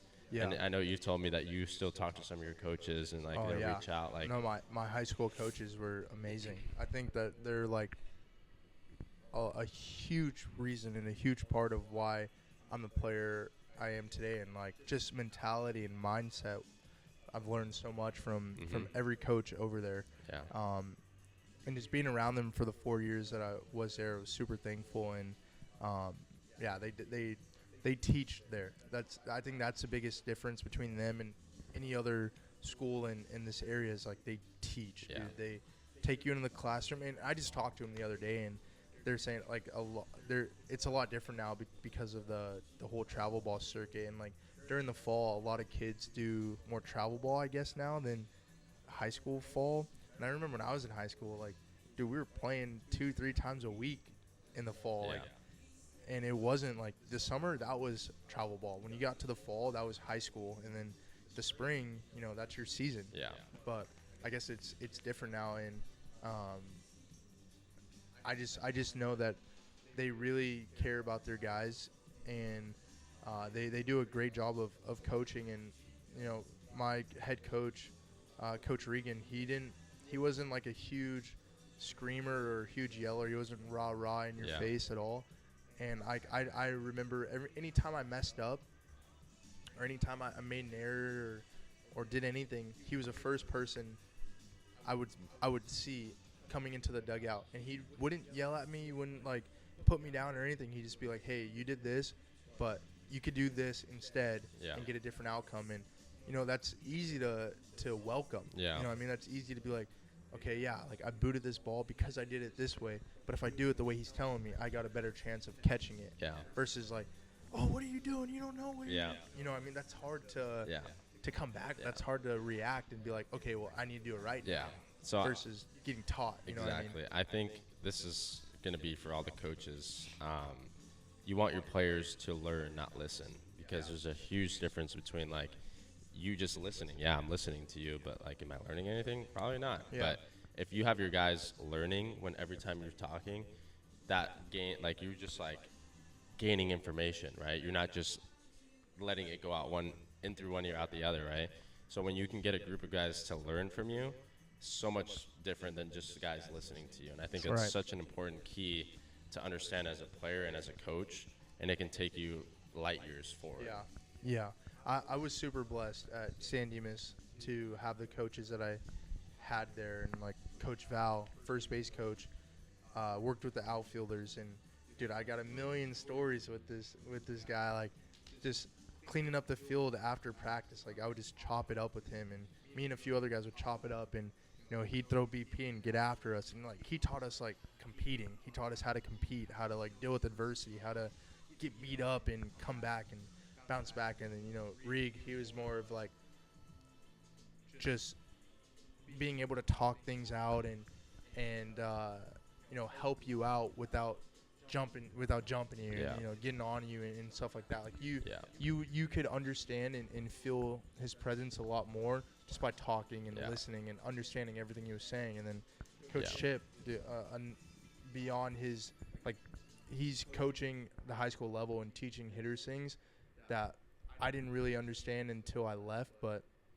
I look back at those times and I'm like, oh my gosh, he was right. Yeah. And it's like he helped me out so much, and without even really realizing how much. And those guys go the distance for all their players. And anyone who ever asks me, like, I go to San Dimas. You want to learn how to play, go to San Dimas. Yeah.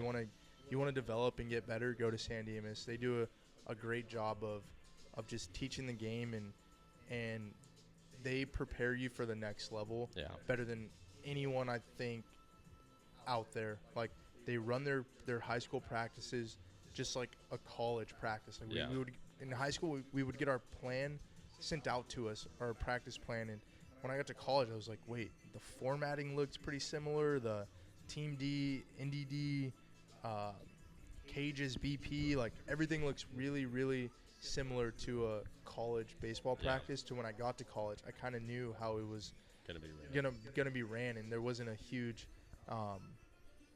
surprise to me. Yeah, it was like, oh, dude, I've been doing this for 4 years now. Yeah, you know what I mean. But we still lost to Redlands sophomore year quarterfinals. Dude. Kaden took you deep or what, dude? No, you used to be on the mound, huh? No chance. Did you pitch in high school? Yeah. Did you pitch? No. Zach told me you had a hose. I stopped pitching when I was like decent arm too. 13. Chat, clip that. Clip that. No, but like, I feel like a lot of catchers used to pitch. That's why, Yeah. So No, I mean, a lot of pitchers used to catch too. yeah, surprisingly, dude. I mean, you see all the pitchers thinking they're all athletes. Like, yeah, I used to catch, and but they actually did. And it's they like, all pitch flat ground. Most of them are. Yeah. But dude, I mean, that's good stuff. Like, the important thing is like to learn that, and that's what I preach to the kid. Like, I don't want my players just to listen to me. I want them to learn. I want them to take what they learned today and go apply it. Exactly. Because then it doesn't do me any good. Just like talking their ear off and just listening to me because they have to. Right. So like, how can I get them to learn? Because that's what I'm trying to do. Like, I don't want to just talk to talk. I'm trying to teach you the game. I want you to get better and keep progressing, keep moving on. Yeah. Yeah. So I think that's just a huge key that I think gets miscommunicated at times, and being able to understand that as a coach and a player is going to help somebody like us get to that next step. Yeah. Yeah. So Kaden, I know we've been doing this leisure house stuff, and just tell us your thoughts on leisure and how your experience has been so far. It's been good. I mean, I feel like I'm great.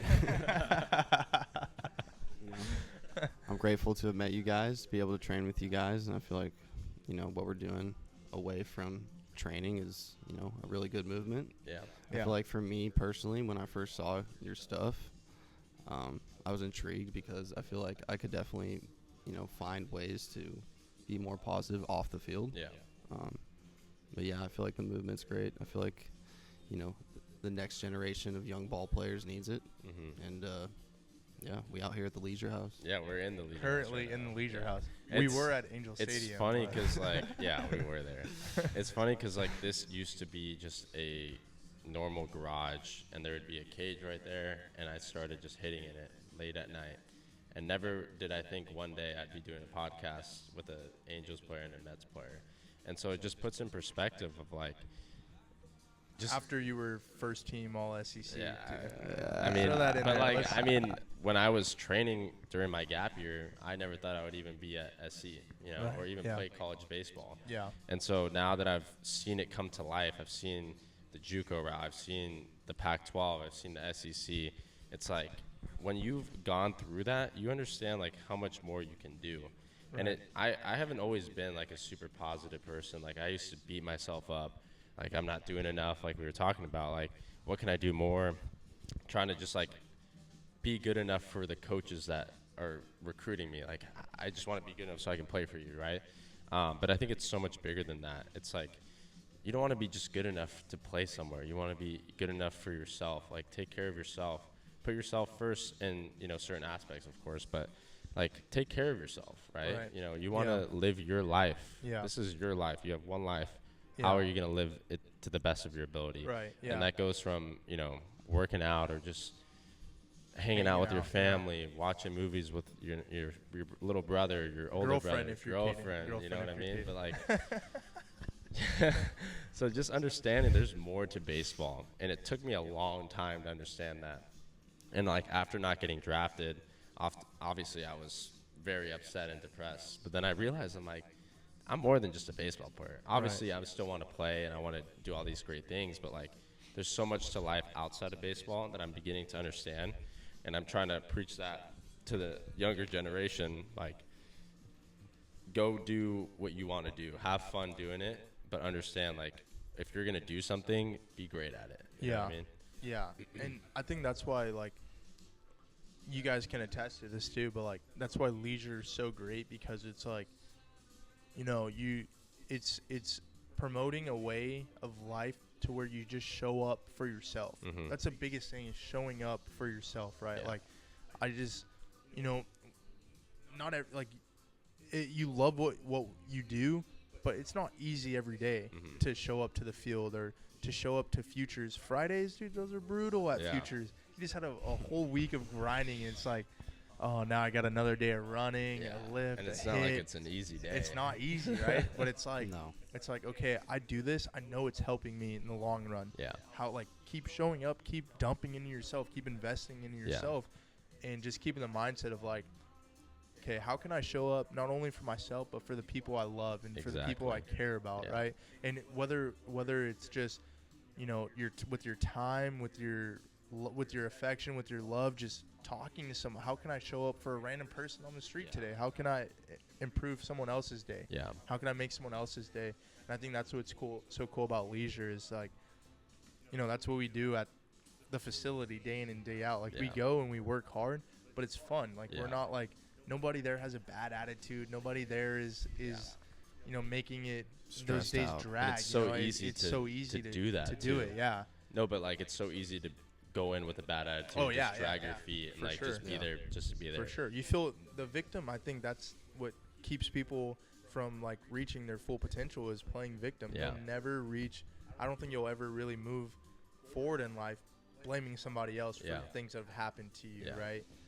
And so for me, I think it's cool. Like, I'm training at Futures right now with no commitment to playing pro ball yet. Obviously, I'm working on that, but like, I'm doing this not because I need to and I want to keep playing baseball. I'm doing it because, like, this is what I need to do. Like, this is the standard. Like, whether I'm going to play baseball or not, I'm building resilience. I'm building discipline.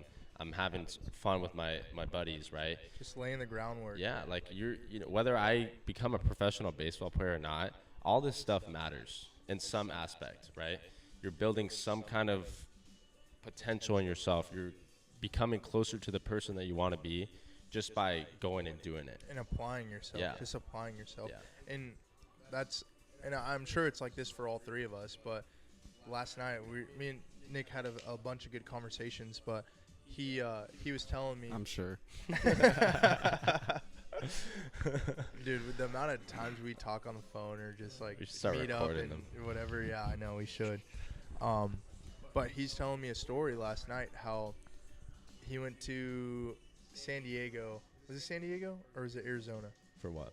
When you were telling a bunch of people. Oh, he was in- Arizona. it was Arizona. Yeah, yeah. And he was still in JUCO. Mike was there too. Yeah. He was still in JUCO, and he was telling everyone, like, oh, yeah, I go to SC. Or I'm going to SC, or you were already there? I'm going to SC. He's like, oh, I'm but going I to wasn't SC. even committed. He wasn't even committed close. yet. This is like before I even was at JUCO. Yeah. I hadn't even started the first day of class at JUCO, and I'm on like a trip with my friends, and we're in Arizona, and like obviously Michael was UCLA, like all these people were like somewhere, and like I had just entered, I guess, the transfer portal, and I was going JUCO, and I had a coach tell me, like, you can go to SC, and that's all it took. And once he told me I could go to SC, I knew I was going to do whatever it took to get there. And so when I went to Arizona, I wasn't saying it like to be like cool, like, yeah, like, oh, I'm going to SC or whatever to play baseball. I just wanted to like put it out there, so that way I like, once it's out there, I know I'm gonna have to go do You it. have that belief. Like, I'm gonna do it. Yeah, So you have to. once Thoughts become things. yeah, Exactly, literally, right? exactly, So like, yeah. I was just telling myself, and like, I told some of my close friends, like, I'm going to go to SC. And, like, maybe they thought I was delusional, because maybe I was. But, like, it was, I believed it, and I did it. And I was a walk-on, didn't get a crazy scholarship, but I was willing to do whatever it took to get there, because I knew it was part of my journey to go there. I don't know what it was, but it just, like, clicked. I'm going to go there. Yeah, and that's awesome. And just having that self-belief to do it, Yeah. you know what I mean? And just bet on yourself. That's what this whole thing is. Like, if you think about it, dude, it's hard to do. It's hard to play in the big leagues, but it's hard to do what we've done up until this point, Yeah. right? And just having the resiliency and just, like, delusion, like, that's you need a delusion. little you know, bit of like, oh, no, I'm delusion. gonna be a big. I'm gonna be. Yeah. Like, we said this last time on the podcast, but you hear something enough, you start to believe it, and you start telling people, "Oh yeah, I go to USC. I go to USC." You look up, bro, you're at SC. Literally. And it's so sweet, right? Yeah. And so I'm gonna start telling everybody I'm a all-star MVP. I mean, it sounds crazy right now, No, dude, but it's- like, yeah, I'm do it. telling you, Yeah. like, it works, because then Yeah. it just trains your mind. Like, you have to trick your mind into just doing something. Like, okay, I'm gonna do this, I'm gonna be this, but, like, you also can't just say that and then not do what you gotta need work. to do. You You know gotta what I work, mean? yeah. Like, I didn't just say I was going to SC and just sit on my Sit butt on your all butt, day. yeah. Like, I was grinding, dude. Yeah. I had gone through the gap year. I had gone to UIC. I had gotten injured. I obviously went through COVID with everybody else, but I just still believed in myself. And, like, there was little signs that, like, people believed in me more than I believed in myself. I'd have teammates like, dude, like, I hadn't even mentioned SC, but they were like, dude, you could play at SC right now at UIC.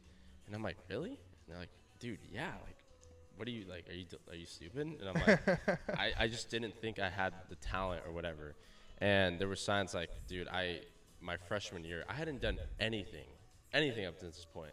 And I was selected to be freshman of the year in the Horizon League. And I'm like, how did that I haven't done anything in high school. I literally took a gap year. Yeah. And now they're, like, projecting me to be freshman of the year. Yeah, that's And sick. so, like, people obviously saw something that I didn't see. Right. And once I was able to understand, like, okay, like, it's there, you just, like, hammer it every Hammer single it, day. yeah. And that's where I was able to get to where I got. Just 1% better Yeah. every single day. Just literally stack days, Literally. dude. That's what leisure's MO. Stacking We gotta days. stack days. Be present. Be where you are. Stack days, and stay, and just Consistent, dude. stay consistent. Stay patient. Yeah. You know what I mean? Your time is ultimately going to come at some point, and that's what I really love about leisure, is like sharing our experiences with the world and really with the next generation. Like, I want to inspire as many people as possible and use this platform, and not, like we talked about, not have the ego. Yeah, And the just pedestal. not have the pedestal, and use the platform to just help people become the person that they want to be. And Yeah. I'm not where I want to be. I know you're not where you want. None of us are where we really want to be. But that's the beauty in it, is like going through the suck, going through the grind, going through these dog days to ultimately get there one day. Yeah. And you look back and you're like, what days you saw to be so hard were some of the best times of your life. Exactly. When you're in the middle of Yeah. the suck, when you're in the middle of the grind, it's like, dang, dude, those were the days Yeah. where, you show up at Futures on a Wednesday, no lift, no conditioning, Yeah. just swing the stick, Yeah. dude. Literally. Get blown up by the machine. Yeah. I think it's crazy. Like, I could go on for an hour about how I've gotten to where I've gotten. Kaden can go on for an hour about how he's gotten to where he's gotten. You can go on for an hour, and somebody watching this video can watch that part, maybe even just 2 minutes, and it can change their whole career. Yeah, Anything exactly. like that's just 3 of us, right?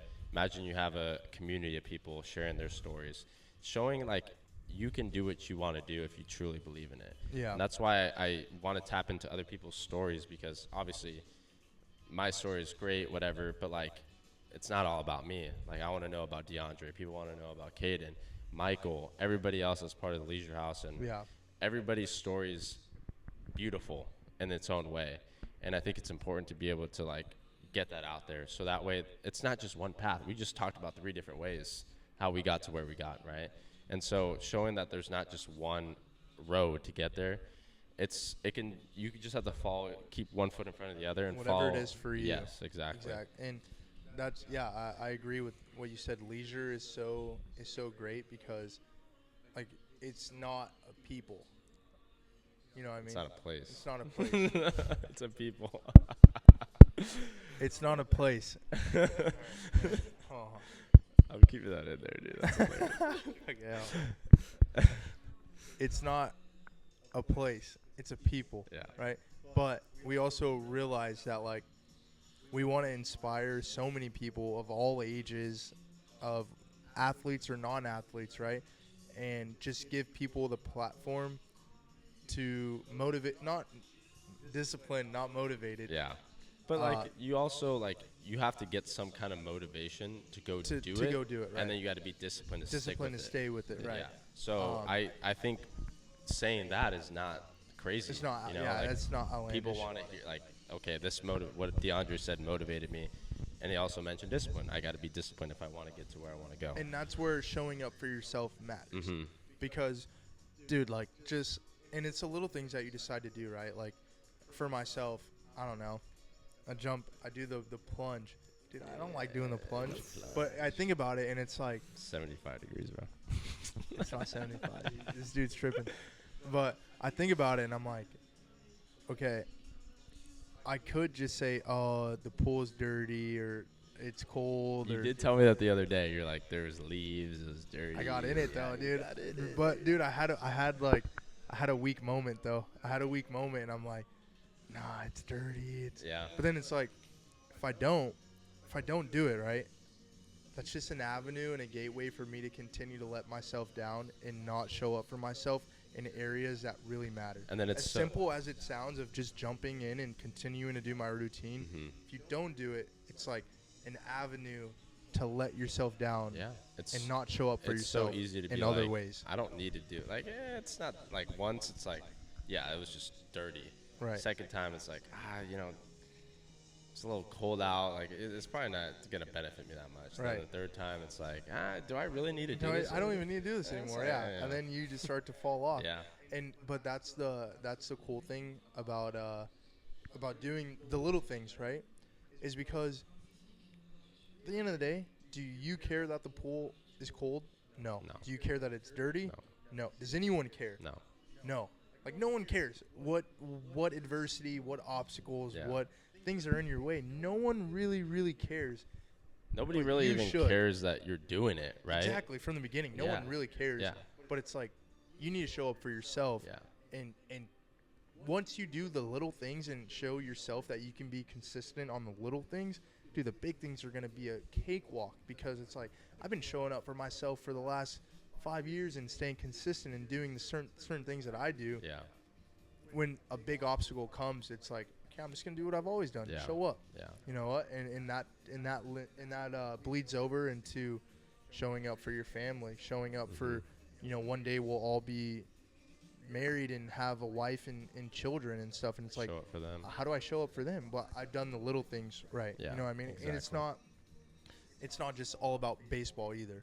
It's how can I be a good, a genuine, loving and caring and positive human being that has, aspirations to change the world and has dreams to inspire so many more people outside of the game of baseball, and like use the platform that we do have to help the next generation, and also help people that are older than us or the same age as us, or just reach so many different people to ultimately show some progression in this world. Yeah. You know what I mean? And I don't think it takes a lot to love the person next to you, or to be a good person to the guy next to you. You know what I mean? And like, going off that, I think we talked about this yesterday. It's like, if everything got taken away from you, what kind of person are you going to be? Exactly. If baseball got taken away, if futures got taken away, everything, are you still going to be a good person, or are you going to just like let that make you fall apart, right? Right. So what's your standard of just being a good, genuine human being? Yeah. Okay, so Kaden, how has being a part of leisure impacted the way you go about your just day-to-day, and like the way you go about your process and yeah, just being around the leisure athletes and the leisure group. You're around them every single day. Yeah, Like the how- Avengers. The Yeah. Avenger. Yeah. How has that benefited you and helped you out? I think it's just helped me be a little more present, with everything. Just, being around good people. It's hard to stray away from, what you're doing if you're around the right people and you're enjoying what you're doing. So, yeah, it's been good just to be able to, train and prepare for this next season with, good, genuine people that, Yeah. I'm comfortable around. And I feel like it's just helped me be even more aware of, like, my own thoughts, how I'm doing, if I'm being positive, Yeah. in my own head. So Yeah. it's been good. Yeah. And, like, the good thing, like, what I'm trying to do, too, is, like, I want to help you guys out as much as I can. So, like, I've had parents ask me, like, hey, like, you know any legit infield coaches? Yeah, I do. He plays for the Mets. His name's DeAndre. And it would have been so easy for me to just be like, yeah, I can do infield lessons for him, too. Yeah. But I know I'm not an elite infielder. I know you are. And same thing for you. It's like, hey, like, do you know any legit catching coaches? And it's easy for me to teach a 10-year-old to catch, right? I Right. caught, but I'm not elite. Caden is. So Yeah. setting you guys up, like, hey, like, I'm going to put you in contact with this guy because I know that you are going to do a great job. Right. And I know you're going to do a great job. And that's what's beautiful. Like, that's the community I'm trying to create. It's like we're looking to help each other out no matter what it is, even if it's just as simple as a lesson. Simple, yeah. Or, giving somebody a catching lesson, an Right. infield lesson. Like, Yeah, and I think that's what's so cool about Leisure House too, and because if it's not me, we got Mike, Yeah. another elite infielder who has the same vision as all of us in the same process and goes about his life the same way. To where with Leisure, you're getting the coaching and just the guidance from the right people. Yeah. You know what I mean? And you want to work with an outfielder, go work with Isaiah Green. Yeah. You want to work with a pitcher, Zach Jacobs, Yeah. nasty. You know what I mean? Yeah. And our team's only growing, which is amazing. Yeah. You know what I mean? And I think that's like just like you said, surrounding yourself with like-minded people will take you a lot further than you think. Yeah. Because it's easy when if I go into futures and I'm not showing up for myself, but I see Nick showing up for himself, it's like that's gonna push me to like, oh, I'm not gonna let this dude one up me today. Or outwork me. You know what I mean? Like, and it happens all the time. Like, we'll do one of Nick Kern's amazing lift the house lifts. Yeah. That dude loads up the. Yeah. Shout out Nick Kern. Shout out dude. Nick Kern. That's hilarious. But it's like, I'll do 60, and I see Nick do 65, and I'm like, oh, I want to do 70 now. Yeah.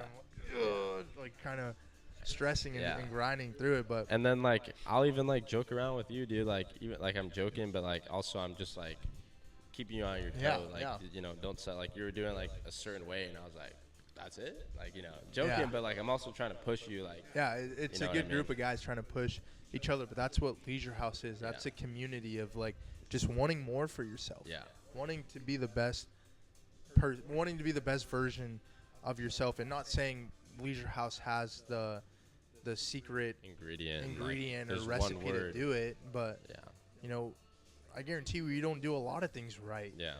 But it's about the process of learning and not being result oriented and being process oriented and going through the tough times and you got to fall in love with the things that suck. Yeah. That's the biggest, is falling in love with the process. And understanding that failure is not the opposite of success. Failure is part of success, right? You got to fail to be successful. You got to take an L. Yeah, all the gotta take greatest, multiple bro, all Ls. the greatest players of all time, they've failed before. Yeah. And the reason they're great is because they understood what it was and they how can I get better from this? In anything you do, right? Like you're living this life for the first time. You're living your life for the first. I'm living my life for the first time. I don't know how to do everything. Yeah. You don't know how to do everything. Yeah. So you're gonna fail. You Yeah. know what I mean? You're gonna go through those things, but you pick up knowledge and you pick up experience through the failure, and that's like you pick up the wisdom, right? Wisdom, learning through experience. Mhm. That's literally like that's how you gain Wisdom. all the tools, is just by doing it. And I think for Leisure House in the community that we're building, like the more you can rely on your group and rely on the people who you find to be like-minded and dear to you, those are the people that you got to hold on to for the rest of your life, and you guys will all motivate each other and rise to the top together. And I think, you know, you're only going to be so successful doing something by yourself. Yeah. You have to have a team with you, a community that believes in you and that you believe in order to take those next steps to get to whatever it is that you're trying to achieve. It's never really lonesome. You know, I mean, it's hard to do it all on your own. Yeah. So. I think the greatest acronym I've learned this past year is from a great coach of mine, Nick Mingione, and LOSS stands for Learning Opportunity Stay Strong. And that like resonates with me so well, because obviously in baseball you're failing a lot, you're losing a lot, right? But if you look at it as a learning opportunity instead of a failure, instead of a loss, you can learn so much from it, and you can get so much better from just like those hours or whatever it is that you're moping around. Right. Instead of doing that, you're learning from it. Yeah. How can I apply this to my next game? Tomorrow's a new day. And every day, like after every game, dude, no matter what happened, we could have just had the greatest comeback of all time, or we could have lost, you know, a tough game. It expires at midnight. Tomorrow's a new day. Whatever you did today, it's done. Yeah. But the only thing that doesn't expire is championships. That's what he tells us. All right. So, Kaden, how do you deal with failures? With failure, when you're not playing well or something off the field, how do you deal with it?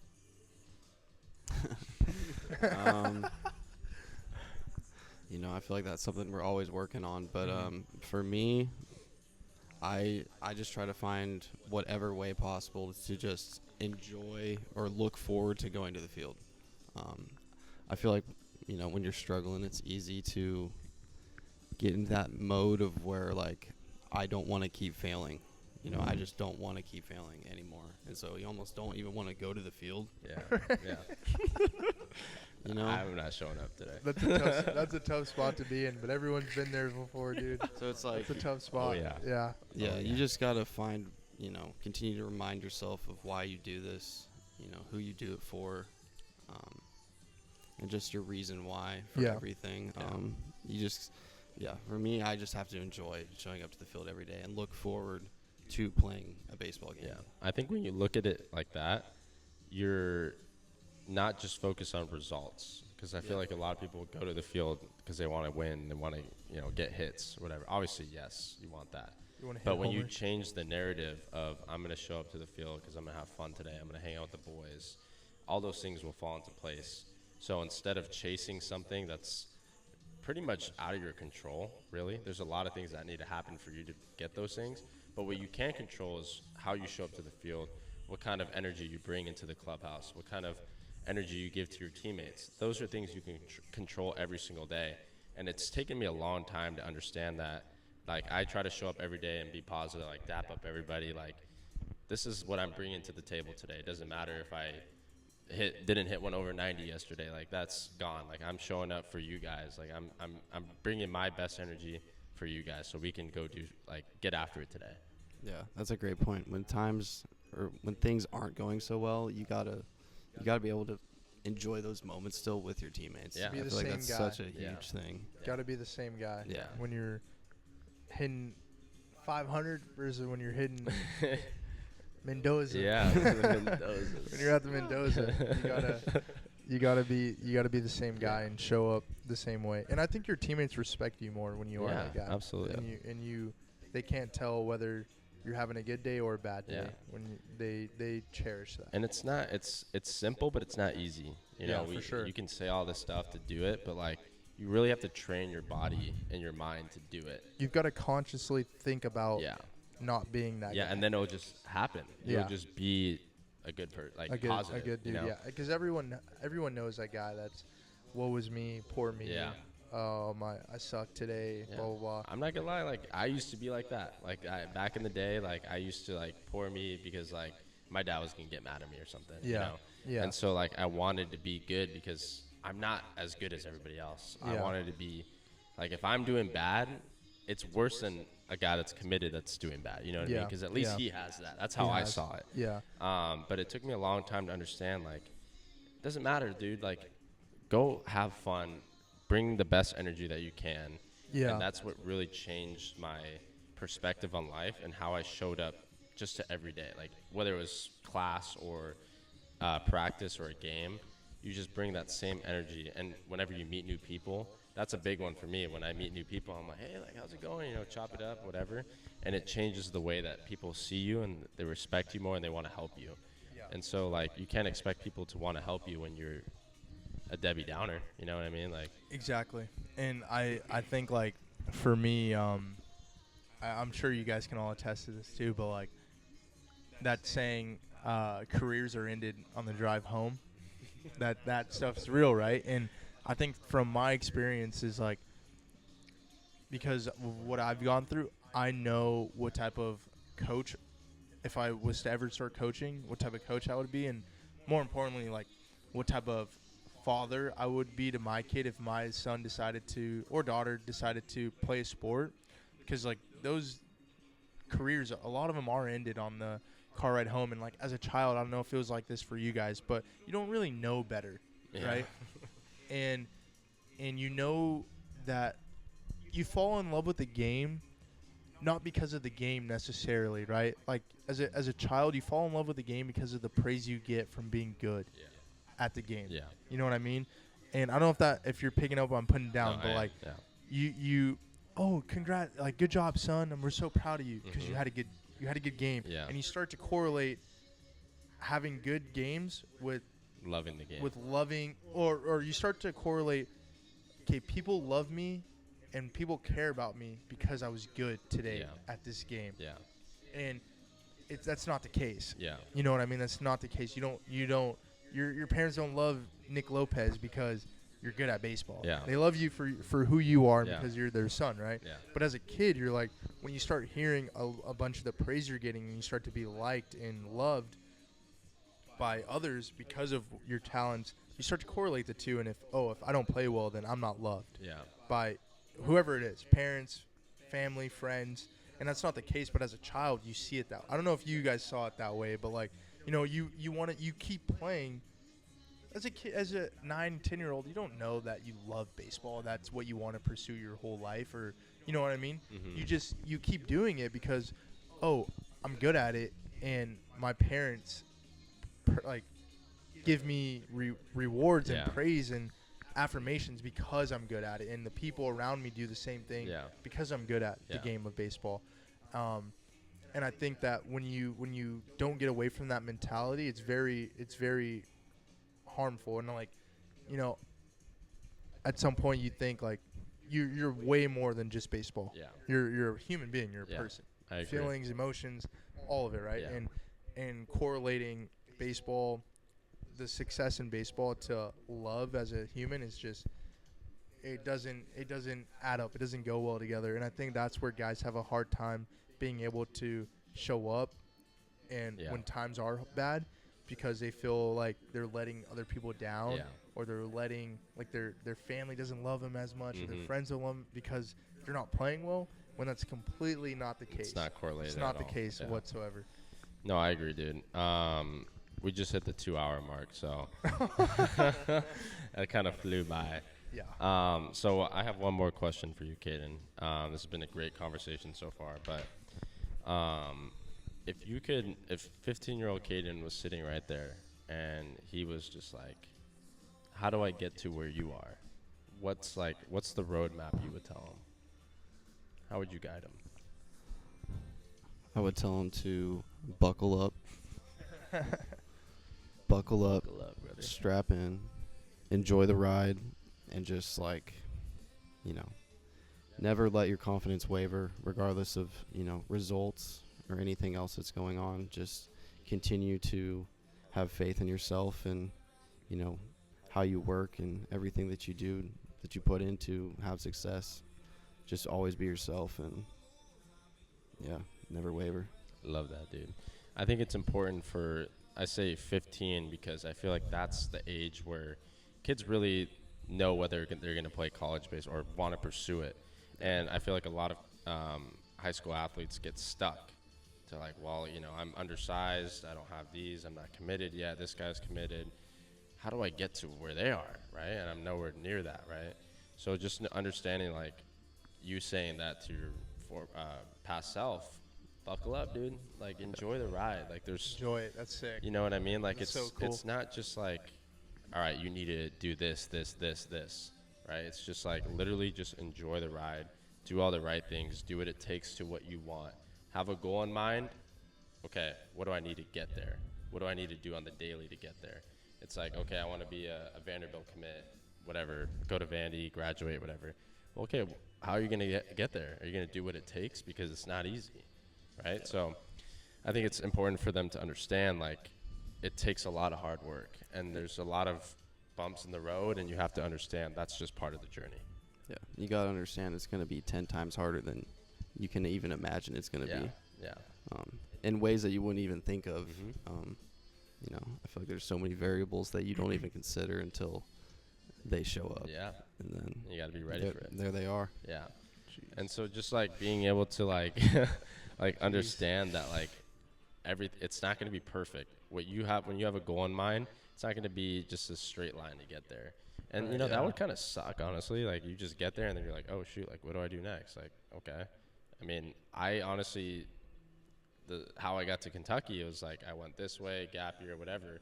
And I, looking back at it, I'm like, I'm glad I went through all that stuff. Like, this, it shaped me into the person I am, because I wouldn't be at the place I am mentally if I didn't have those bumps in the road, right? You got some character. You gain character, right? Yeah. Character development. And so I think it's important to have those bad days, but know that they're not going to last. It's just there for character development, because if you really got to where you are, like if you I want to be a billionaire, whatever, and I want to live in Bali or whatever it is, right?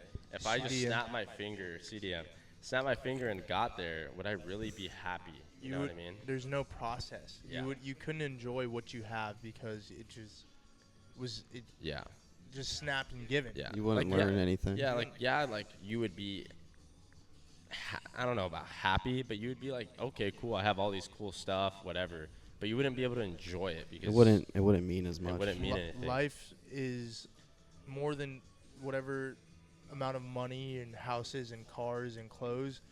It's about the experiences, the people you meet, just the process, the hard work, the grind. That's what you really remember. You don't really, we could wake up, all of us, $100 million in our bank account tomorrow, and life would change, but how much fulfilling would it be? Mm-hmm. How fulfilling would it really be to just have that? Like, versus, I worked 20 years really hard to get here to this point, and just over the years you saw the hard work. Is then you have the stories to tell. You've got the friends that you made. You've got the different things. It's like that's what it's you about. Remember. You don't remember the the check hit. Yeah, cool. Well, all right. You remember what Nick did 2 months ago or 2 years ago for that check to hit now. It makes it know feel what I mean? like It makes you were it like there with them. You Yeah, know what I mean? yeah. So, people argue like, dude, if I had $100 million in my bank account right now, I would be stoked. I would go buy this, right?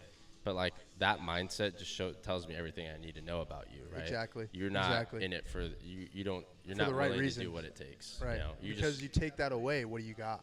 Yeah. What do you have when you take that away? What do you got? If you have nothing there, if you got all taken away, who are you? Right. So I think it's important to have that character development. So. Jeez, dude. Yeah, but just wrapping it up. But again, we got Kaden Hopson, the guest from the Los Angeles Angels. K-Hop. The smoke from the New York Mets.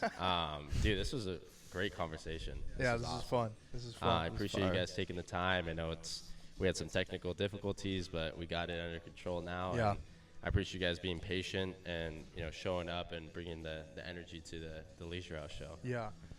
This was recorded on a Sunday. Tomorrow's Veterans Day. Mm-hmm. Just want to shout out all the vets. Thank Let's you go. for your service. Shout out vets. We really appreciate you. Off day tomorrow for the boys. Yeah. Gonna enjoy Veterans Day. Because of them. Vets. So just wanted to extend our hands and say thank you. We really appreciate you, putting your life on the line for our freedom and for this great country. So thank you to the vets. Thank you. Yeah, thank you guys. Thank you. But yeah, thank you guys for listening. Appreciate you guys tuning in. If you haven't already, like and subscribe. We're going to be posting. This is season 2 of the Leisure House Show. So this is episode 2. We're going to be having Isaiah Green on here next, and then Michael Curiale and Zach Jacobs. So we got a few more podcasts coming, and then, the sky's the limit after that. So I appreciate you guys taking the time if you're watching all the way through. I know it's a long time, but 2 hours is no joke. But thank you guys again, and we'll see you next time. Leisure. Leisure.